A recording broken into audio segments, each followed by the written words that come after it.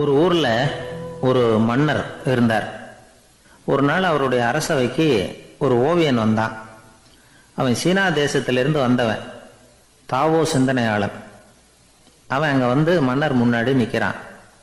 யாரும் செய்ய முடியாத ஒரு காரியத்தை என்னால செய்ய முடியும்னா. இவன் இப்படி சொன்னதை கேட்டதும் ஏற்கனவே அங்க இருந்த அரசவை ஓவியன் ஒருத்தனுக்கு கோபம் வந்துட்டுது. இதோ பாரு, இப்படி எல்லாம் பேசக்கூடாது, நான் வேணும்னா உன்னுடைய சவாலை ஏத்துக்கிறேன் அப்படின்னா.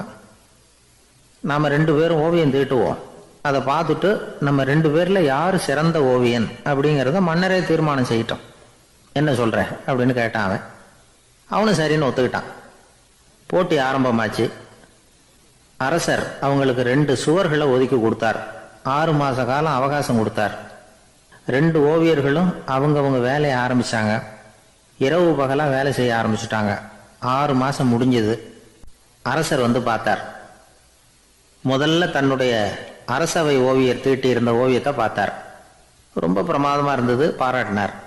இதோ பாரு, உன்னுடைய ஓவியம் அற்புதமா இருக்கு, உயிரோட்டம் உள்ளதா இருக்குது, கலையின் உச்சமே இதுதான், இதை விட சிறந்த ஒரு ஓவியத்தை வேற யாராலையும் படைக்க முடியாது அப்படின்னார். அதுக்கப்புறம் அந்த சீன ஓவியன் கிட்ட போனார். எங்க உன்னுடைய ஓவியம்னு கேட்டார். திரைச்சீலையை விலக்கி விட்டு பாருங்கன்னா. மன்னர் வந்து அந்த திரைச்சீலையை விளக்குனார். உள்ள வந்து ஓவியம் இருக்க வேண்டிய இடம் கண்ணாடி மாதிரி தெரிஞ்சுது. அவன் அந்த 6 மாச காலமா அந்த சுவரை வந்து தேய்ச்சி தேய்ச்சி கண்ணாடி மாதிரி ஆக்கி வச்சிருக்கிறான். அதுக்கு நேரா எதிர் சுவரில் அரசவை ஓவியம் தீட்டின ஓவியம் இருக்கு. அது எதிரில் இருந்த இந்த கண்ணாடியில பட்டு பிரதிபலிக்குது. மன்னர் யோசனை பண்ண ஆரம்பிச்சார். அப்புறம் அந்த சீன ஓவியனை பார்த்து கேட்டார். இதை பாரு, நீ என்னுடைய ஆளை வந்து தோற்கடிச்சுட்ட அப்படிங்கிறதுல சந்தேகம் இல்லை, ஆனாலும் எங்களை ஏமாத்தி இருக்கிற, எந்த ஓவியமும் நீ வரையிலையே அப்படின்னார். அரசே, இதுதான் உண்மையான ஓவியம், உயிருள்ள ஓவியம். இது வந்து மனோபாவங்களை பிரதிபலிக்கும், மாறுகின்ற காலங்களை அப்படியே காட்டும் அப்படின்னா அந்த சீன ஓவியன். கையால வரைகிற ஓவியங்கள்ல சலனம் இல்லை, கண்ணாடி அப்படி கிடையாது, சக்தியின் ஓட்டம் அதுல எப்பவும் இருந்துகிட்டே இருக்கும், கண்ணாடி மட்டுமே ஜீவன் உள்ள ஓவியமா இருக்க முடியுங்கிறத அந்த சீன ஓவியன் தெரிஞ்சு வச்சிருந்தான். ஏன்னா அவன் ஒரு தாவோ சிந்தனையாளன். ஒவ்வொரு குழந்தையும் இந்த கண்ணாடியோட தான் பிறக்குது. ஆனா நாம என்ன செய்யறோம்னா ஓவியங்களை கண்ணாடி மீது பதிப்பிச்சு விடுறோம். கண்ணாடி நம்மளை பிரதிபலிக்குது.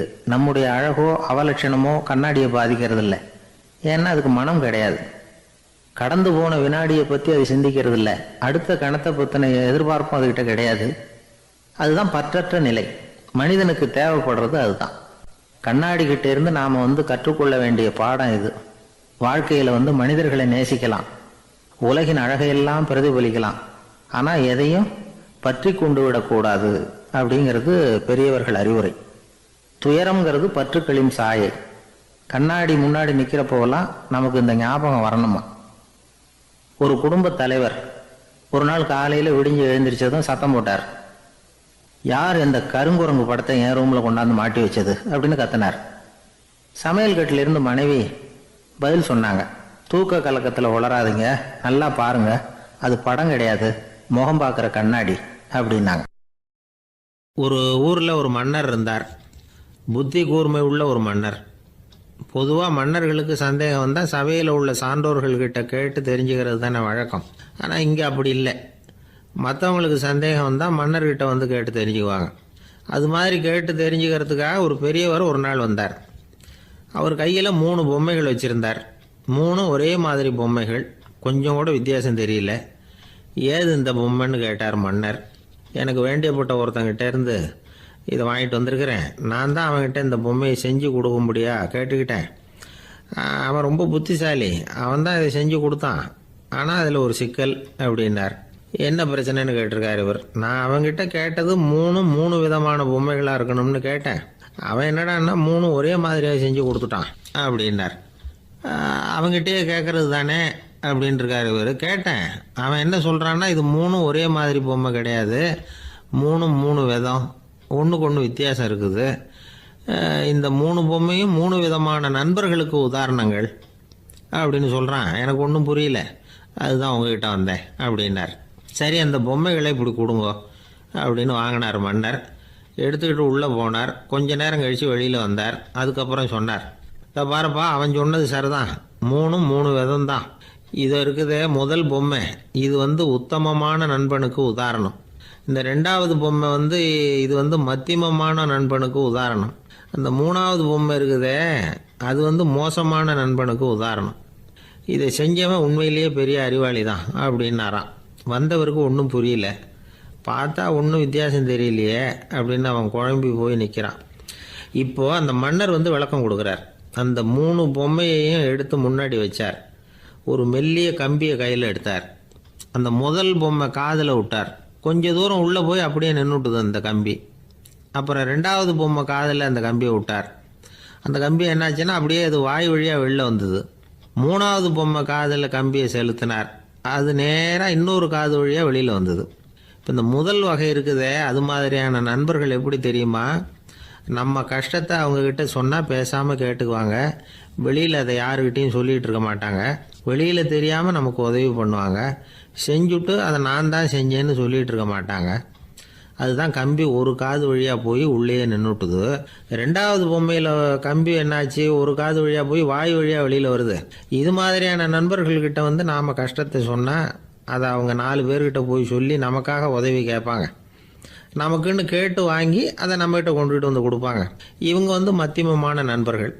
3வது பொம்மையில் ஒரு காது வழியாக செலுத்துகிற கம்பி இன்னொரு காது வழியாக வெளியில் வந்துடுது. இது மாதிரியான நண்பர்கள்கிட்ட நம்ம கஷ்டத்தை சொன்னால் அவங்க காது கொடுத்து கேட்குறது மாதிரி நடிப்பாங்க. அப்படியே இன்னொரு காது வழியாக அதை வெளில விட்டுருவாங்க. அதை பற்றி கவலைப்பட மாட்டாங்க. இதுதான் இந்த பொம்மைகளுக்குள்ளே இருக்கிற வித்தியாசம் அப்படின்னு விளக்கம் கொடுத்தாராம் மன்னர். படிக்கிற பிள்ளைங்கள்லேயும் இது மாதிரி 3 வகை உண்டு. சில பேர் காதால் வாங்கி மனசில் வச்சுக்குவான். சில பேர் காதால் வாங்கி பேனாவால் எழுதி விடுவான். சில பேர் ஒரு காதால் வாங்கி இன்னொரு காதால் வெளியில் விட்டுருவான். ஒரு பையன் வகுப்பில் ஆசிரியர் பாடம் நடத்தும் பொழுது தலையை வேகமாக ஆட்டி ஆட்டி கேட்பானான். ஏன்டா இப்படி தலையை இப்படி ஆட்டுற அப்படின்னு கேட்டிருக்கான் பக்கத்தில் இருந்தவன். தலையை ஆட்டினா தாண்டா ஒரு காது வழியாக உள்ளே போகிறது, இன்னொரு காது வழியாக வெளியில் வேகமாக வெளில போகும் அப்படின்னானா அந்த பையன். ஒரு பெரிய அரசன் இந்த உலகம் பூராவையும் ஆண்டுக்கிட்டு இருந்தான். ரொம்ப காலம் அப்படி அரசாட்சி பண்ணிக்கிட்டு இருந்தான். திடீர்னு அவனுக்கும் சில எதிரிகள் முளைச்சாங்க. அவங்கெல்லாம் ஒன்று சேர்ந்து இவனை தோற்கடிச்சுட்டாங்க. தோற்று போனதும் இவனுக்கு பயம் வந்துட்டுது, எங்கே எதிரிகள் நம்ம கொண்டுடுவாங்களோ அப்படின்னு. வெளியில் வந்தால் தனக்கு ஆபத்துன்னு பயந்துக்கிட்டு யாருக்கும் தெரியாமல் ஒரு குகைக்குள்ளே போய் பதுங்கி கிடக்கிறான். நிலைமையை பாருங்கள். முதல் நாள் அரண்மனையில் அதிகாரம் பண்ணிக்கிட்டு இருந்தவன் மறுநாள் குகையில் பயந்து போய் பதுங்கி கிடக்கிறான். ராத்திரி நேரம் வந்தது. பசி வயத்தை கிள்ளுது. பிச்சை எடுத்து சாப்பிட வேண்டிய நிலைமை. பிச்சை எடுக்கிறதுக்கு பாத்திரம் வேணுமே, என்ன பண்ணுறது அப்படின்னு அங்கேயும் இங்கேயும் பார்க்குறான். ஒரு மூலையில் யாரோ விட்டுட்டு போன ஒரு ஓடு கிடக்குது. அதை எடுத்துக்கிட்டு புறப்பட்டான். இருட்டில் வழி புரியல. ஏதோ ஒரு யூகத்தில் காலை மெதுவாக எடுத்து வச்சு நடந்து போயிட்டுருக்கிறான். வழியில் ஒரு கருப்பு நாய் படுத்து கிடந்தது. இருட்டில் அவன் இது கண்ணுக்கு சரியாக தெரியல. அவனுக்கு தவறி போய் காலை வச்சுட்டான் அது மேலே. நாய் சும்மா இருக்குமா, வள்ளுன்னு விழுந்து கடிச்சு விட்டுது. காலை பார்க்குறான். காலத்தையும் நினச்சி பார்க்குறான். அரண்மனையில் வீரக்கழல் அணிந்த காலை உடைய மன்னா அப்படின்னு புகழ்வாங்களே புலவர்கள்லாம். ஆனால் அது இன்றைக்கி நாய் கடித்த காலம் ஆகிட்டுதே அப்படின்னு நினைக்கிறான். அது மட்டும் இல்லை, முன்னாடியெல்லாம் பொற்கிண்ணங்களில் தான் அவன் சாப்பிடுவான். ஆனால் இப்போது உடஞ்சி போன ஓட்டு, அது ஓட்டை கையில் வச்சுக்கிட்டு நிற்கிறான். அதில் ஏதாவது யாராவது சாப்பாடு போடுவாங்களான்னு. முன்னாடியெல்லாம் நிறைய பேர் அரண்மனைக்கு வருவாங்க. அரசருக்கு காணிக்கைன்னு சொல்லி இவன் காலடியில் கொண்டாந்து கொட்டுவாங்க. அப்போல்லாம் இவன் அந்த ஜனங்களுடைய முகத்தை திரும்பி கூட பார்க்குறதில்ல. ரொம்ப கர்வமாக உட்காந்துருப்பான். அதே ஆள் இன்றைக்கி எல்லார் கண்ணுலேயும் படுறது மாதிரி பிச்சை எடுத்துக்கிட்டு இருக்கிறான். அப்போலாம் காணிக்கைகளை தன்னுடைய கையால் வாங்கிறது தனக்கு கௌரவ குறைச்சல்னு நினச்சி தன்னுடைய வேலைக்காரங்களை விட்டு தான் அதை வாங்க சொல்லுவான். இப்போ பார்த்திங்கன்னா அவனே தன் கையாலேயே பிச்சை வாங்குறான். நினச்சி பாருங்கள். அந்த மனுஷன் நாள் அரசன், மறுநாள் பிச்சைக்காரன். எவ்வளோ வித்தியாசம். செல்வம் தான் இப்படி ஒரு வித்தியாசம் ஏற்படுறதுக்கு காரணம். அப்படிப்பட்ட செல்வம் வாழ்க்கையை நடத்துறதுக்கு நமக்கு தேவை தான். ஆனால் அதையே நாம் அடைய வேண்டிய பயனாக நினைக்கிறோம் பாருங்கள், அதுதான் வேடிக்கை. இதை நம்மாழ்வார் அழகாக ஒரு பாசுரத்தில் சொல்கிறார். ஒரு நாயகமாய் ஓட உலகுடன் ஆண்டவர், கருணாய் கவர்ந்த காலர், சிதைகிய பானையர், பெருநாடு காண இம்மையிலே பிச்சைதாம் கொள்வர், திருநாரணன் தாழ் காலம் பெற சிந்தித்து உய்மினோ அப்படிங்கிறார் நம்மாழ்வார். ஒரு பெரிய பணக்காரர் ஒரு துறவிகிட்ட போய், சாமி என்கிட்ட நிறைய பணம் இருக்குது, இருந்தாலும் நிம்மதி இல்லை, என்னால் நிம்மதியாக இருக்க முடியல, என்ன காரணம்னு கேட்டாராம். உடனே அந்த துறவி இதுக்கு நேரடியாக பதில் சொல்லாமல் பக்கத்தில் நின்றுக்கிட்டு இருந்த ஒரு குழந்தைய கூப்பிட்டார். அது ஓடியாந்தது. ஒரு ஆப்பிள் பழத்தை எடுத்து அது கையில் கொடுத்தார். அதை வாங்கிக்கிட்டு குழந்தை சிரிச்சுது. இன்னொரு பழத்தை எடுத்து கொடுத்தார். அதை இன்னொரு கையில் வாங்கிட்டு சிரிச்சுது. மூணாவது ஆப்பிள் எடுத்து கொடுத்தார். 2 பழத்தையும் நெஞ்சில் அணைச்சிக்கிட்டு 3ஆவது பழத்தையும் வாங்கிறதுக்கு முயற்சி பண்ணிச்சு. ஆனால் அது உடனே நழுவி கீழே விழுந்து உருண்டு ஓடிச்சு. ஏற்கனவே இருந்ததும் விழுந்துட்டுது. இப்போ அந்த குழந்தை அழ ஆரம்பிச்சுட்டுது. இப்போ அந்த துறவி பணக்காரர்கிட்ட சொன்னாராம், குழந்தைய கவனிச்சியா, 2 ஆப்பிள் போதும்னு அது நினச்சிருந்தா இப்போ அது அழ வேண்டிய அவசியம் வந்திருக்குமா அப்படின்னாராம். எதுவுமே அளவுக்கு மிஞ்சினா துன்பந்தான். இந்த காலத்தில் இதெல்லாம் யார் காதில் வாங்குறாங்க? ஒருத்தனை நல்ல வழிக்கு கொண்டு வரணும்னு நினச்சி அவனை கூப்பிட்டு உட்கார வச்சு இந்த கதையை சொல்லிகிட்டு இருந்தாங்க. சொல்லிவிட்டு அந்த குழந்தை செஞ்சது தப்பு தானே அப்படின்னு கேட்டிருக்கிறாங்க. ஆமாம், தப்பு தான், நானாக இருந்தால் அப்படி செஞ்சுருக்க மாட்டேன் நானா இவன். 2 பழமே போதும்னு சொல்லியிருப்பியா அப்படின்னு கேட்டிருக்காங்க. அப்படி இல்லைங்க, அவர் கொடுக்க கொடுக்க ஒவ்வொரு பழமாக வாங்கி பின்னாடி வச்சுட்டு மறுபடியும் கையை நீட்டுவேன் அப்படிங்கிறானா. இவெல்லாம் எந்த காலத்தில் திருந்துறது? ஒரு சீன தேசத்து அரசர் இருந்தார். அவருக்கு வயசாயிட்டுது.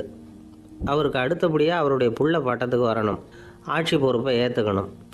ஒரு நல்ல தலைவனுக்கு இருக்க வேண்டிய பண்புகள்லாம் தன்னுடைய மகனுக்கு இருக்கணும்னு விரும்பினார் அந்த அரசர். அதனால் இளவரசனை பக்கத்தில் இருந்த ஒரு குரு கிட்ட அனுப்புனார். இளவரசன் அவர்கிட்ட போய் சேர்ந்தான். அந்த குரு என்ன பண்ணார் தெரியுமா?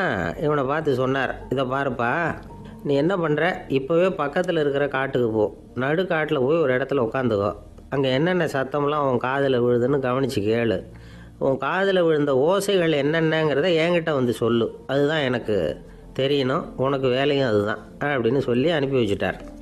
இளவரசன் காட்டுக்கு போனான். குரு சொன்னபடியே ஒரு இடத்துல உட்காந்து கவனித்து கேட்டான். அதுக்கப்புறம் குருக்கிட்ட திரும்பி வந்தான். என்னென்ன சத்தம்லாம் கேட்ட அப்படின்னு கேட்டார் குரு. குருவே, காட்டில் நான் பறவைகள் சத்தம்லாம் கேட்டேன், மிருகங்களின் ஓசையையும் கேட்டேன், இதை தவிர இடி மின்னல் மழை இதுகளோட சத்தத்தையும் கேட்டேன் அப்படின்னா. குரு யோசனை பண்ணார், நீ இன்னமும் சரியாக கேட்கல, அதனால் மறுபடியும் காட்டுக்கு போ, கொஞ்ச நாள் தங்கியிருந்து கேட்டுட்டு வா அப்படின்னார். இளவரசனுக்கு ஒன்றும் புரியல. இருந்தாலும் குருவின் கட்டளையாச்சே, மறுக்க முடியுமா? உடனே அவன் மறுபடியும் காட்டுக்கு போனான். ஒரு இடத்துல உட்காந்தான். கொஞ்ச நேரம் உன்னிப்பாக கவனித்து கேட்டான். சில நாள் கழித்து குருக்கிட்ட திரும்பி வந்தான். குருவே, இந்த தடவை சில துல்லியமான சத்தங்களை எல்லாம் கேட்டேன். தேனீ பறக்கிற சத்தம், நீரோடையின் மெல்லிய ஓசை, இதெல்லாம் கேட்டேன்னா. குரு சிரித்தார். நீ மறுபடியும் காட்டுக்கு போ, இன்னும் சில நாள் அங்கே இரு, முழுமையாக கவனமாக கேட்டுக்கிட்டு வா அப்படின்னு சொல்லி அனுப்பி வச்சுட்டார். இளவரசனுக்கு குழப்பம் அதிகமாகிட்டுது. ஒன்றுமே புரியல. மறுபடியும் காட்டுக்கு போனான். மௌனமாக ஒரு இடத்துல உட்காந்துட்டான். அப்படியே தியானத்தில் ஆழ்ந்துட்டான். சில நாளில் அவனுக்கு இதுவரை கேட்காத ஓசைகள்லாம் கேட்க ஆரம்பிச்சிட்டுது. இதைத்தான் நான் கேட்கணும்னு என்னுடைய குரு எதிர்பார்த்துருக்கிறாருங்கிறத புரிஞ்சுக்கிட்டான். உடனே குருக்கிட்ட ஓடனான். குருவே, இந்த தடவை காதுகளுக்கு கேட்க முடியாத சில ஓசைகளை கூட என்னால் உணர முடிஞ்சுது. பூ மலருகிற ஓசை, சூரியனால் பூமி சூடாகிறப்போ எழுகிற ஓசை, காலை பனித்துளியை இந்த புல்லுலாம் குடிக்கிற ஓசை, இது எல்லாம் என்னால் நல்லா கேட்க முடிஞ்சுது அப்படின்னா. குருவுக்கு இப்போ தான் திருப்தி ஏற்பட்டு தான். இளவரசனை பார்த்து சொன்னார், இதை பாருப்பா, இப்போ தான் நாட்டை ஆளுகிற தகுதி உனக்கு வந்திருக்குது அப்படின்னு சொல்லி அதுக்கு விளக்கமும் கொடுத்தாராம். எந்த அரசன் தன்னுடைய மக்களின் இதயம் பேசுகிற மௌன மொழியை, மௌன வார்த்தைகளை கேட்குறானோ அவன்தான் ஆள தகுதி உள்ளவன். எந்த அரசன் தன்னுடைய மக்களின் உணர்ச்சிகளை உண்மையாக உணர்றானோ அவன்தான் முதன்மையான அரசன். போலி வார்த்தைகளை மட்டும் கேட்டுட்டு பல மௌன ராகங்களை காதில் வாங்கிக்காதவன் அரசனே இல்லை. எந்த நாட்டில் எப்போ ஒரு அரசன் தன்னுடைய மக்களின் உணர்ச்சிகளை கேட்க மறுக்கிறானோ அன்னையிலேருந்தே அந்த நாடு அழிய தொடங்குது அப்படின்னு அர்த்தம். இதுதான் அந்த குரு இளவரசனுக்கு போதிச்சது. வாயால் பேசுகிறத மட்டும் கேட்டு ஏமாறக்கூடாது, உணர்ச்சிகளையும் கேட்குறதுல தான் மனப்பக்குவம் உண்டாகும். மக்கள் உணர்ச்சிகளை புரிந்து கொள்ளாத அரசர்கள் நீடிச்சிருக்க முடியாது. அது மாதிரி நாடுகளில் அடிக்கடி குழப்பம் தான் உண்டாகும். அப்படி இருந்தால் அடிக்கடி ஆட்சி மாறிக்கிட்டு இருக்கும். அப்படிப்பட்ட ஒரு தேசம், அங்கே ஒரு சிறைச்சாலையில் 3 கைதிகள் பேசிக்கிட்டு இருந்தாங்க. ஒருத்தன் சொன்னான், நான் இந்த நாட்டு ராஜாவை எதிர்த்து பேசிக்கிட்டு இருந்தேன், அதனால் என்னை பிடிச்சி கொண்டாந்து இங்கே போட்டுவிட்டாங்க அப்படின்னா ஒருத்தன். இன்னொருத்தன் சொன்னான், நான் இந்த நாட்டு ராஜாவை ஆதரித்து பேசிக்கிட்டு இருந்தேன், அதனால் என்னை பிடிச்சி கொண்டாந்து இங்கே தள்ளிவிட்டாங்க அப்படின்னா. அது சரி, நீ என்ன தப்பு பண்ண அப்படின்னு சொல்லி மூணாவது ஆளை பார்த்து இவங்க கேட்டாங்க. அதுக்கு அந்த ஆள் சொல்கிறான், நான் தான் இந்த நாட்டு ராஜா அப்படின்னானா. ஒரு ஊரில் ஒரு மன்னன் இருந்தான், கொடுங்கோல் மன்னன். நிறைய தொந்தரவு பண்ணிக்கிட்டு இருந்தான். அவன் ஒரு தடவை என்ன பண்ணான் தெரியுமா? ஒரு தப்பும் பண்ணாத ஒரு இளைஞனை பிடிச்சி ஜெயிலில் அடைச்சுட்டான். அந்த பையனோட சொந்தக்காரங்கள்லாம் ராஜா கிட்ட போனாங்க. அவன் ஒரு தவறும் பண்ணலை, அவனை விடுதலை பண்ணுங்க அப்படின்னு கெஞ்சி கேட்டுக்கிட்டாங்க. மன்னன் வந்து யோசனை பண்ணான். அந்த இளைஞனை கூப்பிட்டுக்கிட்டு வர சொன்னான். அவனை கொண்டாந்து ராஜா முன்னாடி நிறுத்தினாங்க. இதை பாருப்பா, உன்னை நான் விடுதலை பண்ணுவேன், ஆனால் ஒரு கண்டிஷன். அந்த நிபந்தனையை நீ நிறைவேற்றினா உனக்கு விடுதலை அப்படின்னா மன்னன். சரின்னு ஒத்துக்கிட்டான் பையன். மன்னன் வந்து கண்டிஷன் என்னங்கிறத சொன்னான். உங்ககிட்ட ஒரு செம்மறி ஆட்டை கொடுக்க போகிறேன், 1 மாதத்துக்கு அதுக்கு தேவையான தீனியையும் கொடுக்க போகிறேன். 1 மாதம் கழித்து அந்த ஆட்டை வந்து எடை போட்டு பார்ப்பேன். அந்த ஆட்டின் எடை கொஞ்சம் கூட கூடி இருக்கக்கூடாது. எடை கூடி இருந்தால் உனக்கு விடுதலை கிடையாது. என்ன சொல்கிற அப்படின்னா. பையனுக்கு ஒன்றும் புரியல, பயமாக போட்டுது. குழம்பிக்கிட்டே நின்றுக்கிட்டு இருக்கிறான். சரி, ஒரு நாள் டைம் தரேன், நல்லா யோசனை பண்ணி பார்த்துட்டு நாளைக்கு உன் முடிவை சொல்லு அப்படின்னா மன்னன். பையன் கவலையோடு வெளியில் வந்தான். அங்கே ஒரு பெரியவர் நின்றுக்கிட்டு இருந்தார். அவர்கிட்ட விஷயத்தை சொன்னான். அந்த பெரியவர் இந்த பையனுக்கு காதோட காதாக ஒரு வழியை சொல்லி கொடுத்தார். அதை கேட்டதும் பையன் மறுபடியும் மன்னன் முன்னாடி வந்து நின்னா, உங்கள் நிபந்தனையை ஏற்றுக்கிறேன்னு சொன்னான்.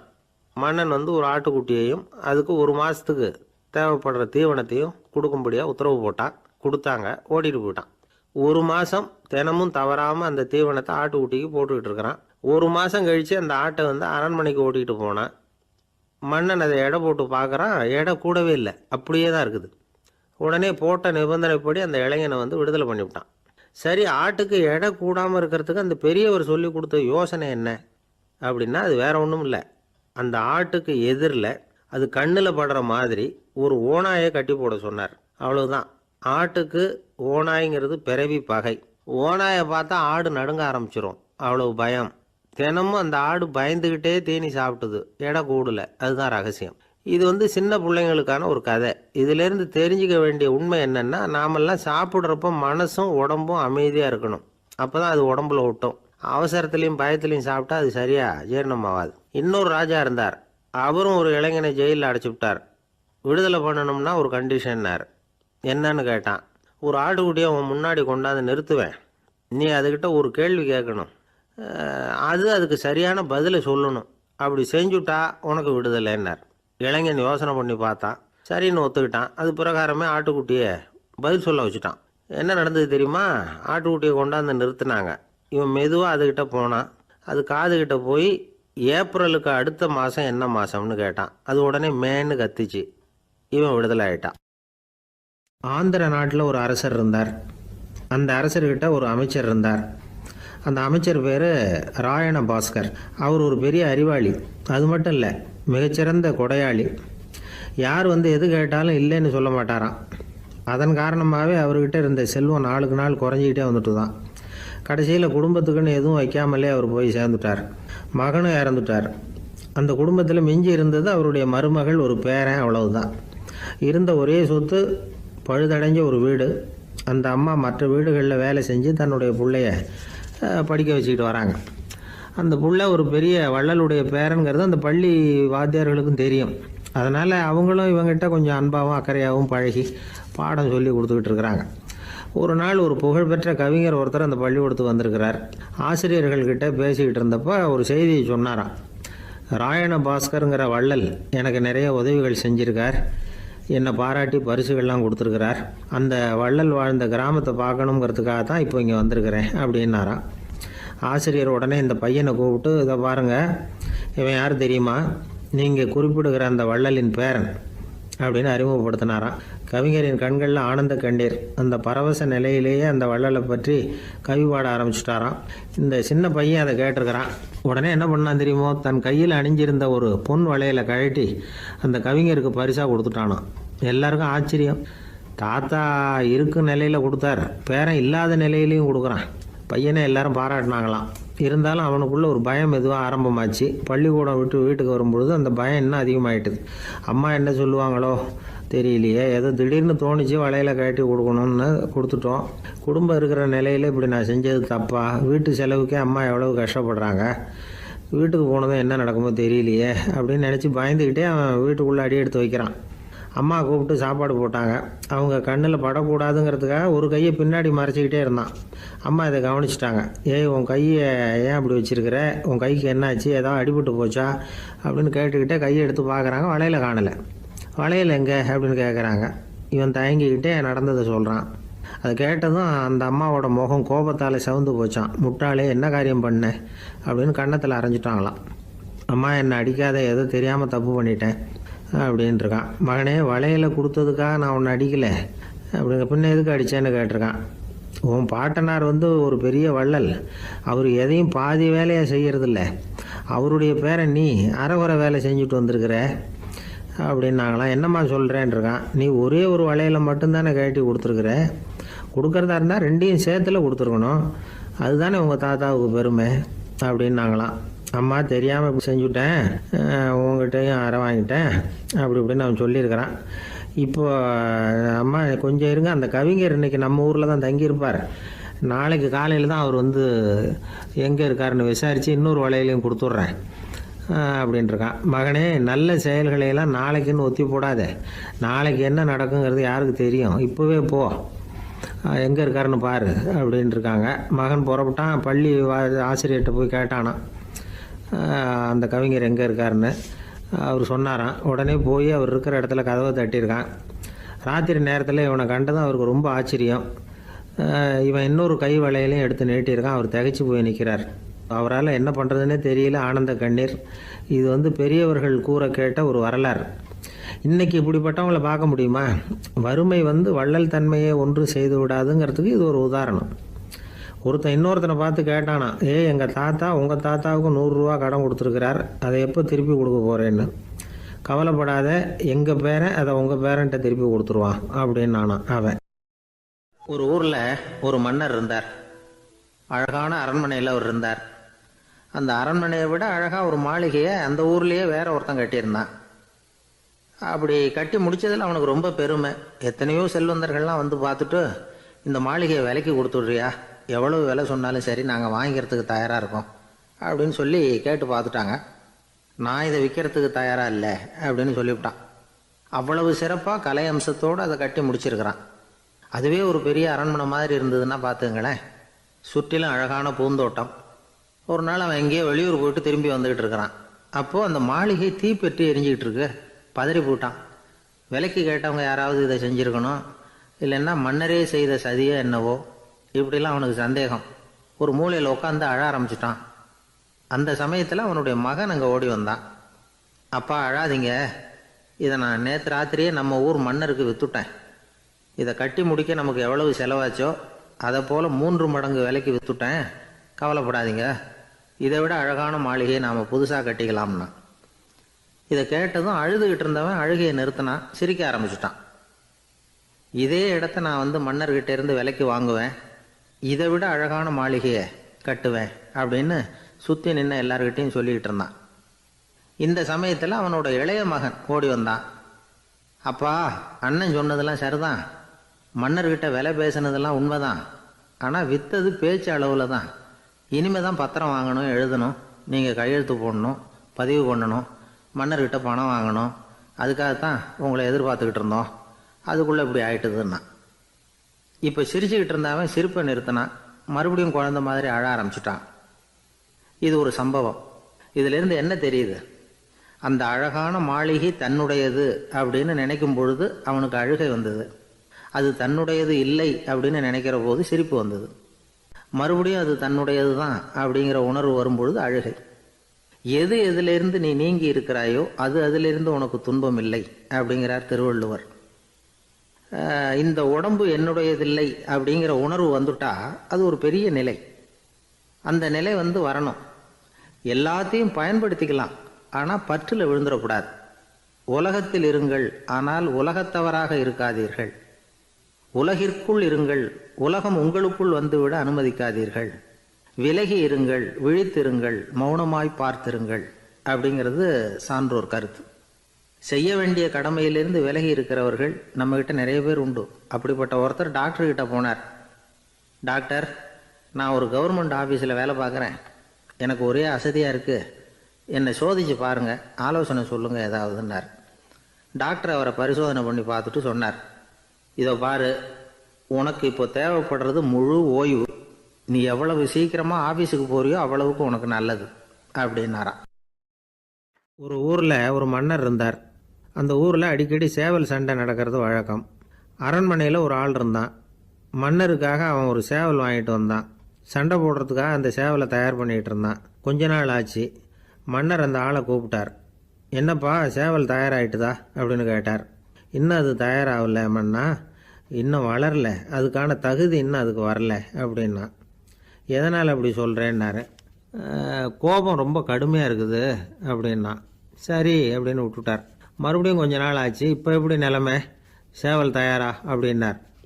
இன்னும் இல்லை அரசே, மற்ற சேவல் எங்கேயாவது கூவுற சத்தம் கேட்டால் உடனே இது பரபரப்பாயிடுது. பக்கத்தில் ஒரு சேவலின் நிழலை கண்டா கூட இது பரபரப்பாயிடுது அப்படின்னா. சரி, இன்னும் கொஞ்ச நாள் ஆகட்டும்னு விட்டுட்டார். கொஞ்ச நாள் ஆச்சு. இப்போ மறுபடியும் விசாரித்தார். இன்னும் நம்ம சேவலுக்கு அந்த தகுதி வரலமன்னா, போராட்ட உணர்வு அதுக்கு இன்னும் இருந்துக்கிட்டு தான் இருக்குது. உள்ளே மெதுவாக தான் எரிய ஆரம்பிச்சிருக்குது போராட்ட உணர்வு. அப்படி இருக்கக்கூடாது, அது பற்றி எரிய வேண்டாமா அப்படின்னா. இன்னும் கொஞ்ச நாள் ஆச்சு. இப்போ எப்படின்னு கேட்டார். இப்போ அவன் சொன்னான், மன்னா, கிட்டத்தட்ட அது போருக்கு தயாராகிட்டுது அப்படின்னு நினைக்கிறேன்னா.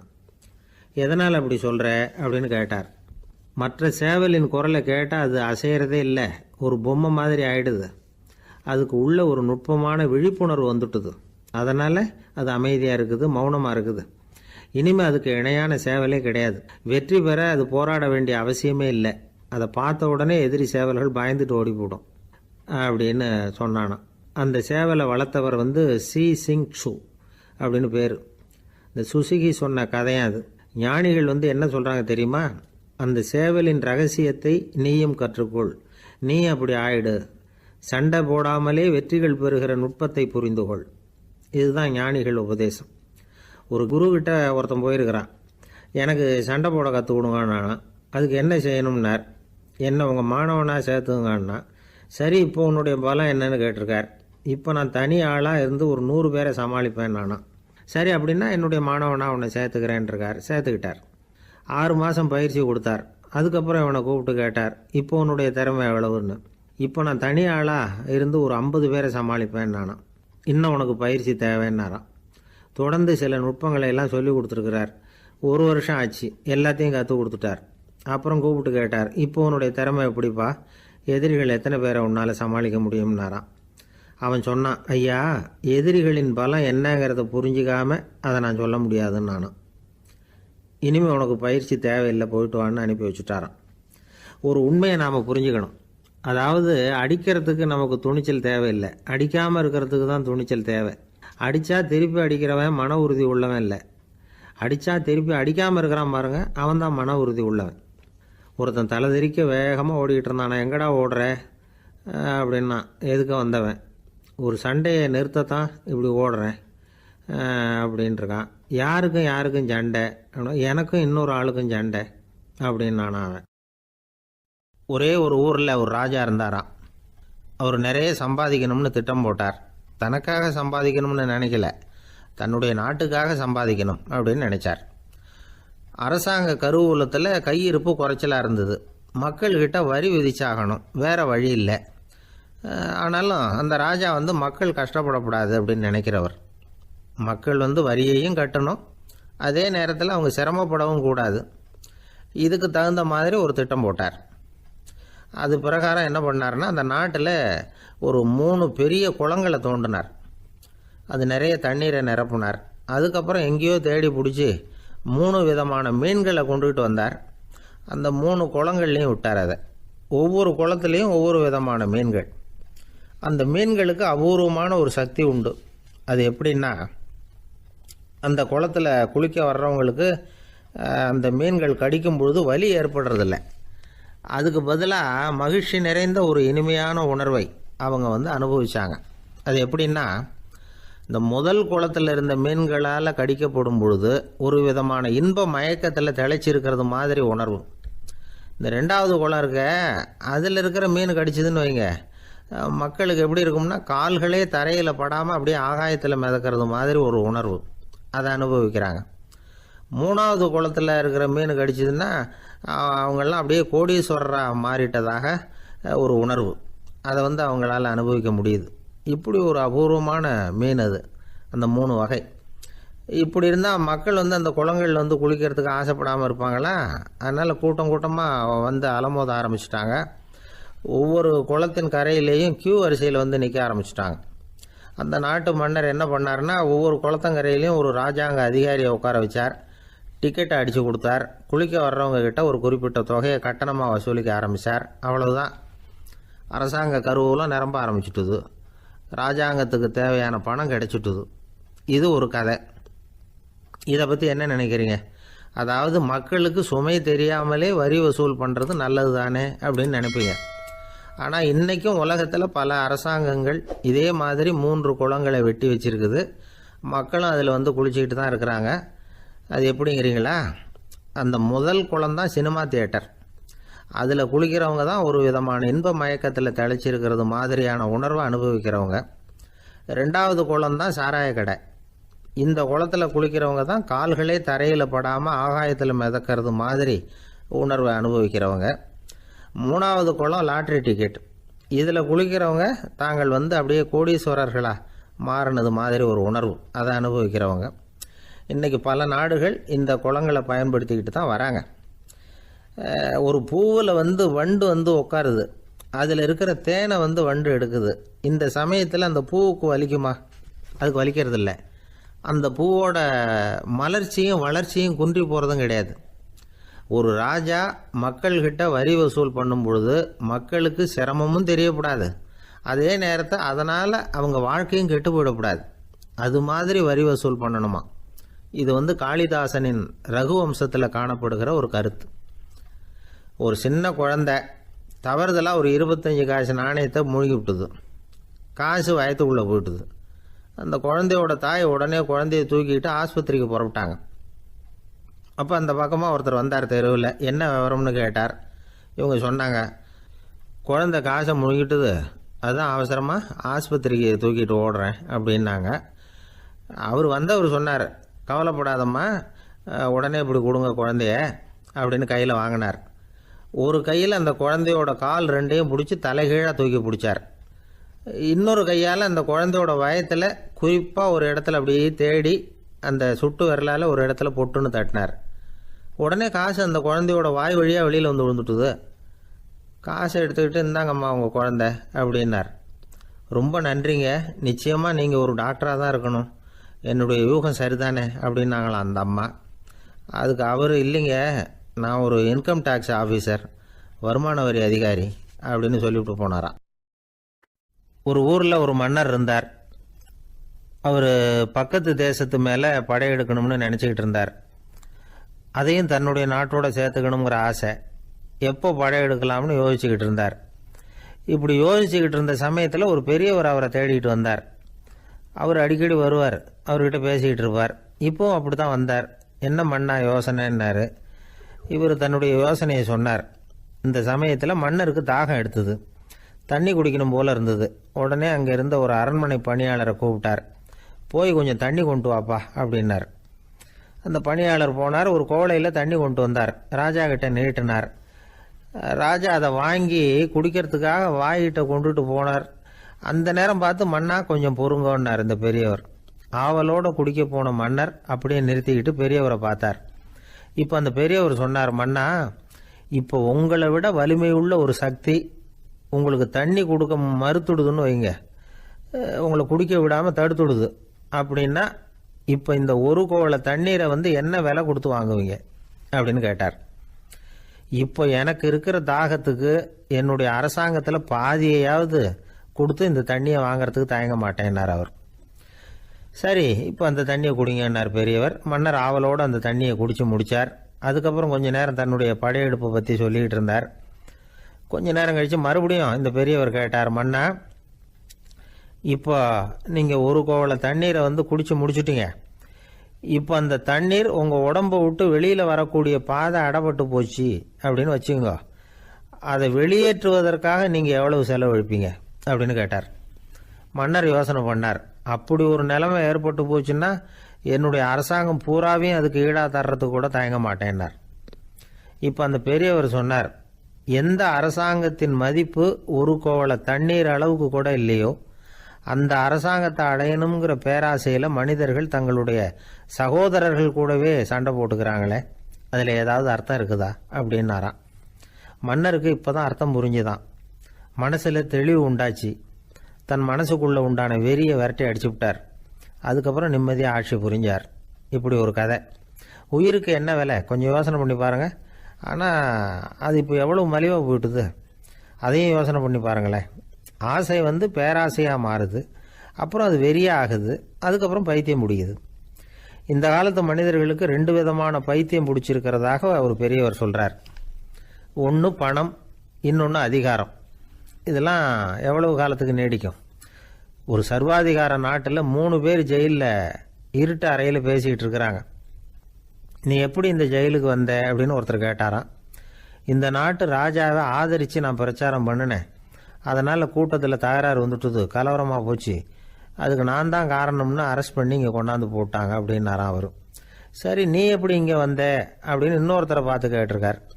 நான் இந்த நாட்டு ராஜாவை எதிர்த்து பிரச்சாரம் பண்ணேன், அதனால் கலவரம், அரெஸ்ட் பண்ணி கொண்டாந்து போட்டாங்கன்னார். சரிப்பா, நீ எப்படி அங்கே வந்த அப்படின்னு 3வது ஆளை பார்த்து இவங்க கேட்டாங்களாம். இதுக்கு அந்த ஆள் மெதுவாக வெளிச்சத்துக்கு நான் தான் இந்த நாட்டு ராஜா அப்படின்னாராம். அளவுக்கு மிஞ்சினால் அமிர்தமும் நஞ்சு அப்படின்னு சொல்லுவாங்க. அது உண்மைதான். ஒருத்தருக்கு அளவுக்கு மீறிய புகழ் வந்துட்டுதுன்னு வச்சுங்க, அது கூட ஆபத்தா போயிடுறது உண்டு. பழங்காலத்துல எல்லாம் கிரேக்க தேசத்துல ஒரு பழக்கம் உண்டாம். அதாவது யாராவது ஒருத்தரை நாடு கடத்தணும்னா அதுக்கு ஒரு வழி உண்டு. அதாவது ஒருத்தரை நாடு கடத்தணும்னு மக்கள் விரும்புறாங்கன்னு வச்சுங்களேன், அவர் பேரை ஒரு மண்பாண்ட ஓட்டுச்சில்லில் எழுதி அதை ஒரு குறிப்பிட்ட பொது இடத்துல போட்டுற வேண்டியது, அவ்வளவுதான். இது மாதிரி பல பேர் போட்டுக்கிட்டே இருப்பாங்க, எல்லாம் அப்படியே குவிஞ்சு போயிடும். அந்த ஓட்டாஞ்சில்லு குவியலில் யாருடைய பேர் அதிகமாக இருக்குதோ அந்த நபரை ஒரு 10 ஆண்டுகள் நாடு கடத்தி விடுவாங்க. இது அந்த ஊர் வழக்கமாக. ஒரு நாள் அந்த குவியலுக்கு பக்கத்தில் ஒரு ஆள் நின்றுட்டு இருக்கிறான். அவன் கையில் ஒரு ஓட்டாஞ்சில்லு வச்சிருக்கிறான். அதில் யாரோட பேரையோ எழுதணும், எழுதி அந்த இடத்துல போடணுங்கிறது அவன் ஆசை. ஆனால் அவன் படிக்காதவன், அதனால் எழுத தெரியல. யாராவது அந்த வழியாக வர்றாங்களான்னு பார்த்துக்கிட்டே நின்றுக்கிட்டு இருந்தான். ஒரு பெரியவர் வந்துக்கிட்டு இருந்தார். அவர்கிட்ட ஓடினான். கையில் இருந்த மண்பாண்ட சில்லை கொடுத்தான். ஐயா, இதில் ஒரு பேர் எழுதி கொடுங்களேன்னா அந்த பெரியவர் அதை வாங்கி கையில் வச்சுக்கிட்டு என்ன பேர் எழுதணும் சொல்லு அப்படின்னா இவன் சொன்னான், அரிஸ்டைடிஸ் அப்படின்னு எழுதுங்க அப்படின்னா. இதை கேட்டதான் அந்த பெரியவருக்கு அதிர்ச்சி. ஏன்னா அவர் தான் அரிஸ்டைடிஸ், தத்துவ மேதை அரிஸ்டைடிஸ் அவர். இருந்தாலும் நான் தான் அதுங்கிறத காட்டிக்காம அந்த ஆளுகிட்ட கேட்டார். அது சரிப்பா, அரிஸ்டைடிஸ்ங்கிற பேரை எழுத சொல்ற, அவர் உனக்கு என்ன கெடுதல் பண்ணார், அவர் பேரை இதில் எழுத சொல்றிய அப்படின்னு கேட்டிருக்கார். அதுக்கு இவன் சொன்னானா, அவர் எனக்கு எந்த கெடுதலும் பண்ணல, அவரை நான் பார்த்தது கூட இல்லை அப்படின்னு இருக்கான். அப்புறம் எதுக்காக அவரை நாடு கடத்தணும்னு நீ ஆசைப்படுற அப்படின்னு கேட்டிருக்கார். இப்போ அந்த ஆள் சொல்றான், அரிஸ்டைடஸை பற்றி எல்லாரும் பேசுறாங்க, அவர் ரொம்ப நல்லவர், அவர் ஒரு பெரிய அறிவாளிங்கிறாங்க, அவர் ஒரு பெரிய வள்ளல், பேரறிஞர், இப்படி எல்லாரும் சொல்றதை கேட்டு கேட்டு எனக்கு ரொம்ப அழுத்து போயிட்டுது, அதனால தான் வெறுப்பாயிட்டேன் அப்படின்னு நானும். இதிலிருந்து என்ன தெரியுது, நாம நல்லவனா இருக்கிறதுல ஒன்றும் இடைஞ்சல் இல்லை. ஆனா நம்மளை நல்லவன் நல்லவன் எல்லாரும் சொல்ல ஆரம்பிச்சிட்டாங்கன்னு வச்சுக்கோங்க, அப்போ இடைஞ்சல் ஆரம்பம்னு அர்த்தம். எதுவுமே அளவுக்கு மிஞ்சி போகாம பார்த்துக்க வேண்டியது ரொம்ப அவசியம். அளவுக்கு அதிகமா ஆசைப்படாதவங்கள ஆபிரகாம் லிங்கனும் ஒருத்தரான். அவரு ஒரு தடவை தன்னுடைய நண்பர்கள் கிட்ட பேசிக்கிட்டு இருந்தாராம். ஒருத்தர் கேட்டிருக்கார், ஒரு மனுஷனுக்கு கால்கள் எவ்வளவு உயரம் இருக்கணும் அப்படின்னு கேட்டாராம். இதுக்கு ஆபிரகாம் லிங்கன் சொன்னாராம், அது என்ன இடுப்புல இருந்து தரையை தொடுற அளவுக்கு உயரம் இருந்தா போதும் அப்படின்னாராம்.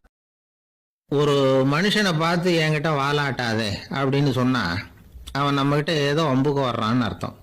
ஒரு நாயை பார்த்து யாரும் என்கிட்ட வாலாட்டாதே அப்படின்னு சொல்றது இல்லை. ஏன்னா நாய் வாலாட்டுனா அது நம்மகிட்ட தன்னுடைய நன்றியை தெரிவிக்கிறதாக நினைச்சுக்கிட்டு இருக்கிறோம். ஆனால் அது அப்படி இல்லை அப்படின்னு சொல்றாங்க அது சம்பந்தமான நிபுணர்கள். ஒரு நாய் தன்னுடைய வாலை இந்த பக்கமும் அந்த பக்கமுமா இப்படியும் அப்படியும் ஆட்டிக்கிட்டு இருந்தா அது பதட்டத்தில் கூட இருக்கலாம். நாய் நட்பாக இருந்தாலும் வாலாட்டும், ஆத்திரத்தில் இருந்தாலும் வாலாட்டும், கோபத்தில் இருந்தாலும் வாலாட்டும், குழப்பத்தில் இருந்தாலும் வாலாட்டும், மகிழ்ச்சியாக இருந்தால் கூட அது வாலாட்டும். அதை நாம் தப்பாக புரிஞ்சுக்கிட்டு அதுக்கிட்ட போய் மாட்டிக்கக்கூடாது. நாயை பற்றி எனக்கு நல்லா தெரியும் அப்படின்னு சொல்கிறவங்க கூட அதுக்கிட்ட கடி வாங்கிட்டு நிற்கிறது உண்டு. நிபுணர்கள் என்ன சொல்கிறாங்க தெரியுமா? எப்போவுமே நாய்கள் திடீர்னு கடிச்சு விடுறதில்ல, கடிக்கிறதுக்கு முன்னாடி சில அறிகுறிகளை காட்டும். அதை சரியாக புரிஞ்சுக்கிட்டோம்னா தப்பிச்சுக்கலாம். ஒரு வீட்டுக்கு போகிறீங்க, அங்கே புதுசாக ஒரு நாயை பார்க்குறீங்க, உடனே அதுக்கிட்ட போய் குனிஞ்சு சிரிச்சுக்கிட்டே அது தலையில் தட்டுறீங்க. இது ரொம்ப தப்பான். ஒரு நாய் இன்னொரு நாயை நேருக்கு நேர் பார்த்து பல்ல காட்டுனா அது தன்னுடைய தன்முனைப்பை காட்டுதுன்னு அர்த்தமா. உன்னை விட நான் பெரியவன் அப்படின்னு சொல்லுதுன்னு அர்த்தம். அதனால் நீங்கள் அது மாதிரி கிட்ட போய் சிரிக்கிறோம் அப்படின்னு நினச்சிக்கிட்டு பல்ல காட்டினா உங்களையும் எதிரியாக நினச்சிரும். இன்னொரு விஷயம் என்னென்னா, தலையில் தட்டுனா நாய்க்கு பிடிக்காது. அது தன்னை அடக்கிறதாகவும் அச்சுறுத்துறதாகவும் நினச்சிக்கிட்டு இருக்கும். சரி, அப்படின்னா புதுசாக ஒரு இடத்துல அல்லது வீட்டில் நாய்க்குட்டியை பார்த்தா என்ன பண்ணுறது? நீங்கள் சும்மா இருங்க, அதுவாக கிட்ட வரட்டும். அதுக்கப்புறம் அதுக்கிட்ட கனிவாக பேசுங்க. கன்னம், மார்பு, தோல் இங்கெல்லாம் தட்டலாம், தப்பு இல்லையா? தலையில் தான் தட்டப்படாதான். ஒரு நாய் உங்களை நோக்கி ஓடி வருது, நீங்களும் ஓடுனா அது துரத்த ஆரம்பிச்சிடும். அசையாமல் சில மாதிரி நின்றுடுங்க, அது கிட்ட வராது. அதுக்கு ஆர்வம் இல்லாமல் போயிடும். ஒரு தெருவில் சின்ன பிள்ளைங்க நிறைய பேர் விளையாடிக்கிட்டு இருக்கிறாங்க. அப்போ சில நாய்கள் அங்கே ஓடி வருது. எல்லாரும் ஓடினாங்க. அப்படி ஓடுறப்போ ஒரு பையன் கால் தடிக்க கீழே விழுந்துட்டான். என்னாச்சு தெரியுமா? துரத்திட்டு வந்த நாய்கள்லாம் கீழே விழுந்தவன ஒன்றும் செய்யலை, அவன்கிட்டே போகல.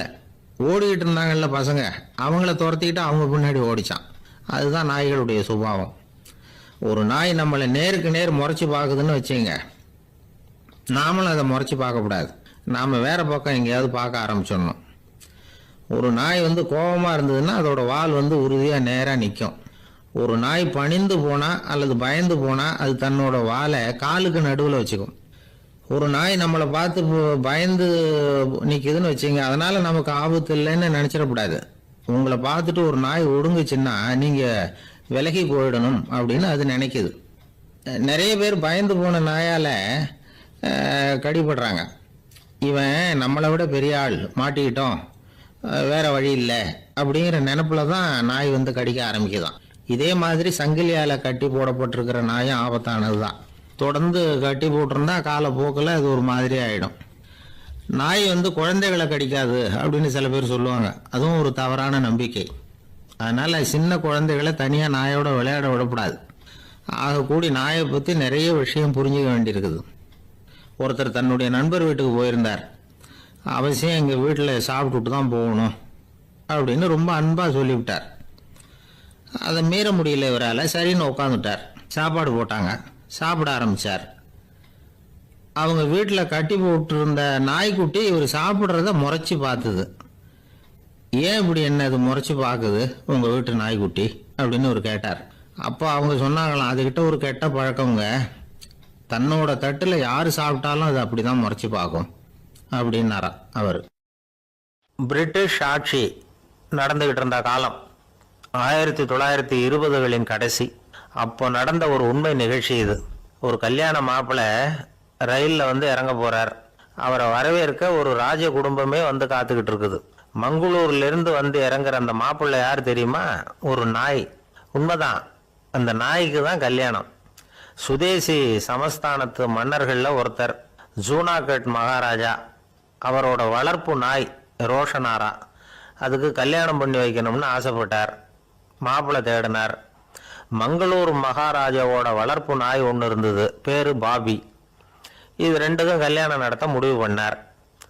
திருமணத்துக்கு வேண்டிய எல்லா ஏற்பாடுகளையும் பண்ணுங்க அப்படின்னு உத்தரவு போட்டார். ஆயிரக்கணக்கான அழைப்புதழ்கள், பல சமஸ்தான மன்னர்கள், ஜமீன்தார்கள், பிரிட்டிஷ் அதிகாரிகள், பெரிய பணக்காரங்க, இப்படி நிறைய பேருக்கு அழைப்புதழ்கள் அனுப்பி வச்சாங்க. பத்திரிகையை பார்த்தவங்கெல்லாம் திகைச்சு போயிட்டாங்களாம். இருந்தாலும் என்ன பண்ணுறது, ராஜாவே அழைக்கிறார், போகாமல் இருக்க முடியுமா? அந்த சமயத்தில் நாட்டின் கவர்னர் ஜெனரலாக இருந்தவர் இர்வின் பிரபு, அவருக்கும் ஒரு பத்திரிகை போயிருக்குது. வாங்கி பார்த்ததும் அவருக்கு பயங்கர எரிச்சல். உடனே குப்பை தொட்டியில் போட்டுவிட்டாராம். மாட்சிமை தங்கிய பிரிட்டன் சக்கரவர்த்தியின் பிரதிநிதியான தன்னை கேவலம் ஒரு நாயின் திருமணத்துக்காக அழைக்கிறதா அப்படின்னு அவருக்கு ஆத்திரம். இருந்தாலும் கல்யாணம் பிரமாதமாக நடந்துதான். கல்யாணத்து அன்னைக்கு பொண்ணுக்கு ஸ்பெஷல் குளியல், தண்ணீருக்கு பதிலாக வாசனை திரவியங்கள், பன்னீர், குளித்ததுக்கு அப்புறம் அலங்காரம், வைர மாலை, முத்து மாலை, ஏகப்பட்ட அலங்காரம்.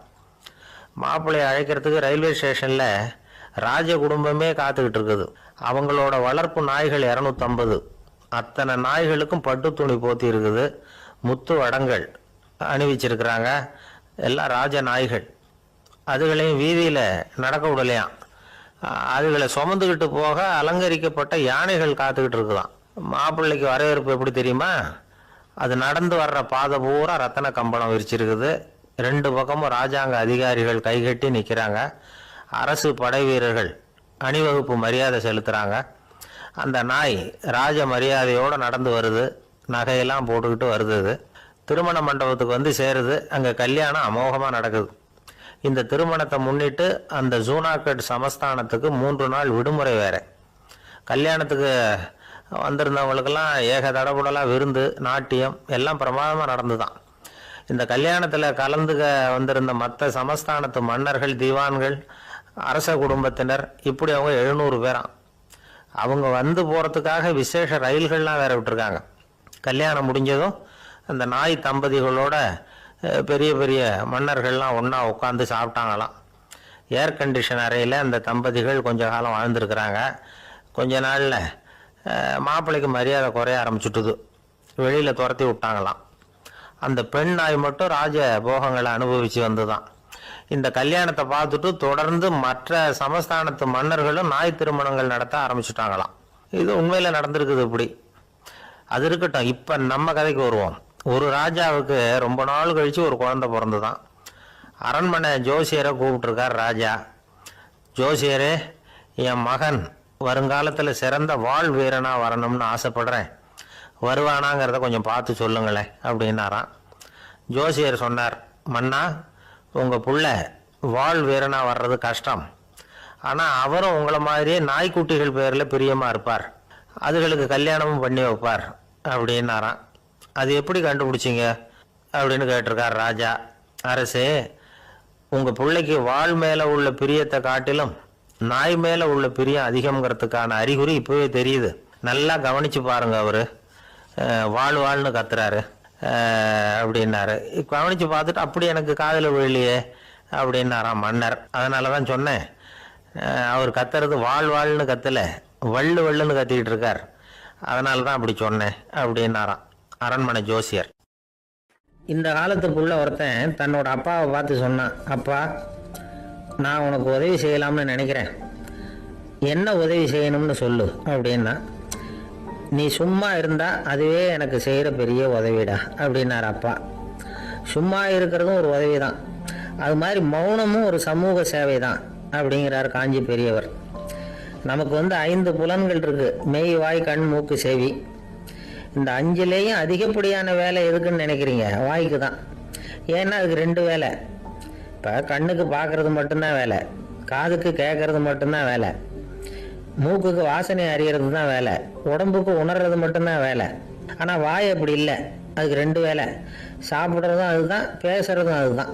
அதாவது வாய் ஒன்று தான் கர்மேந்திரியமாகவும் இருக்குது, ஞானேந்திரியமாகவும் இருக்குது அப்படின்னு சொல்லுவாங்க. சாப்பாட்டில் உட்காந்தா எந்தெந்த ஆகாரம் என்னென்ன ருசின்னு அறிவிக்கிற வேலையும் செய்யுது.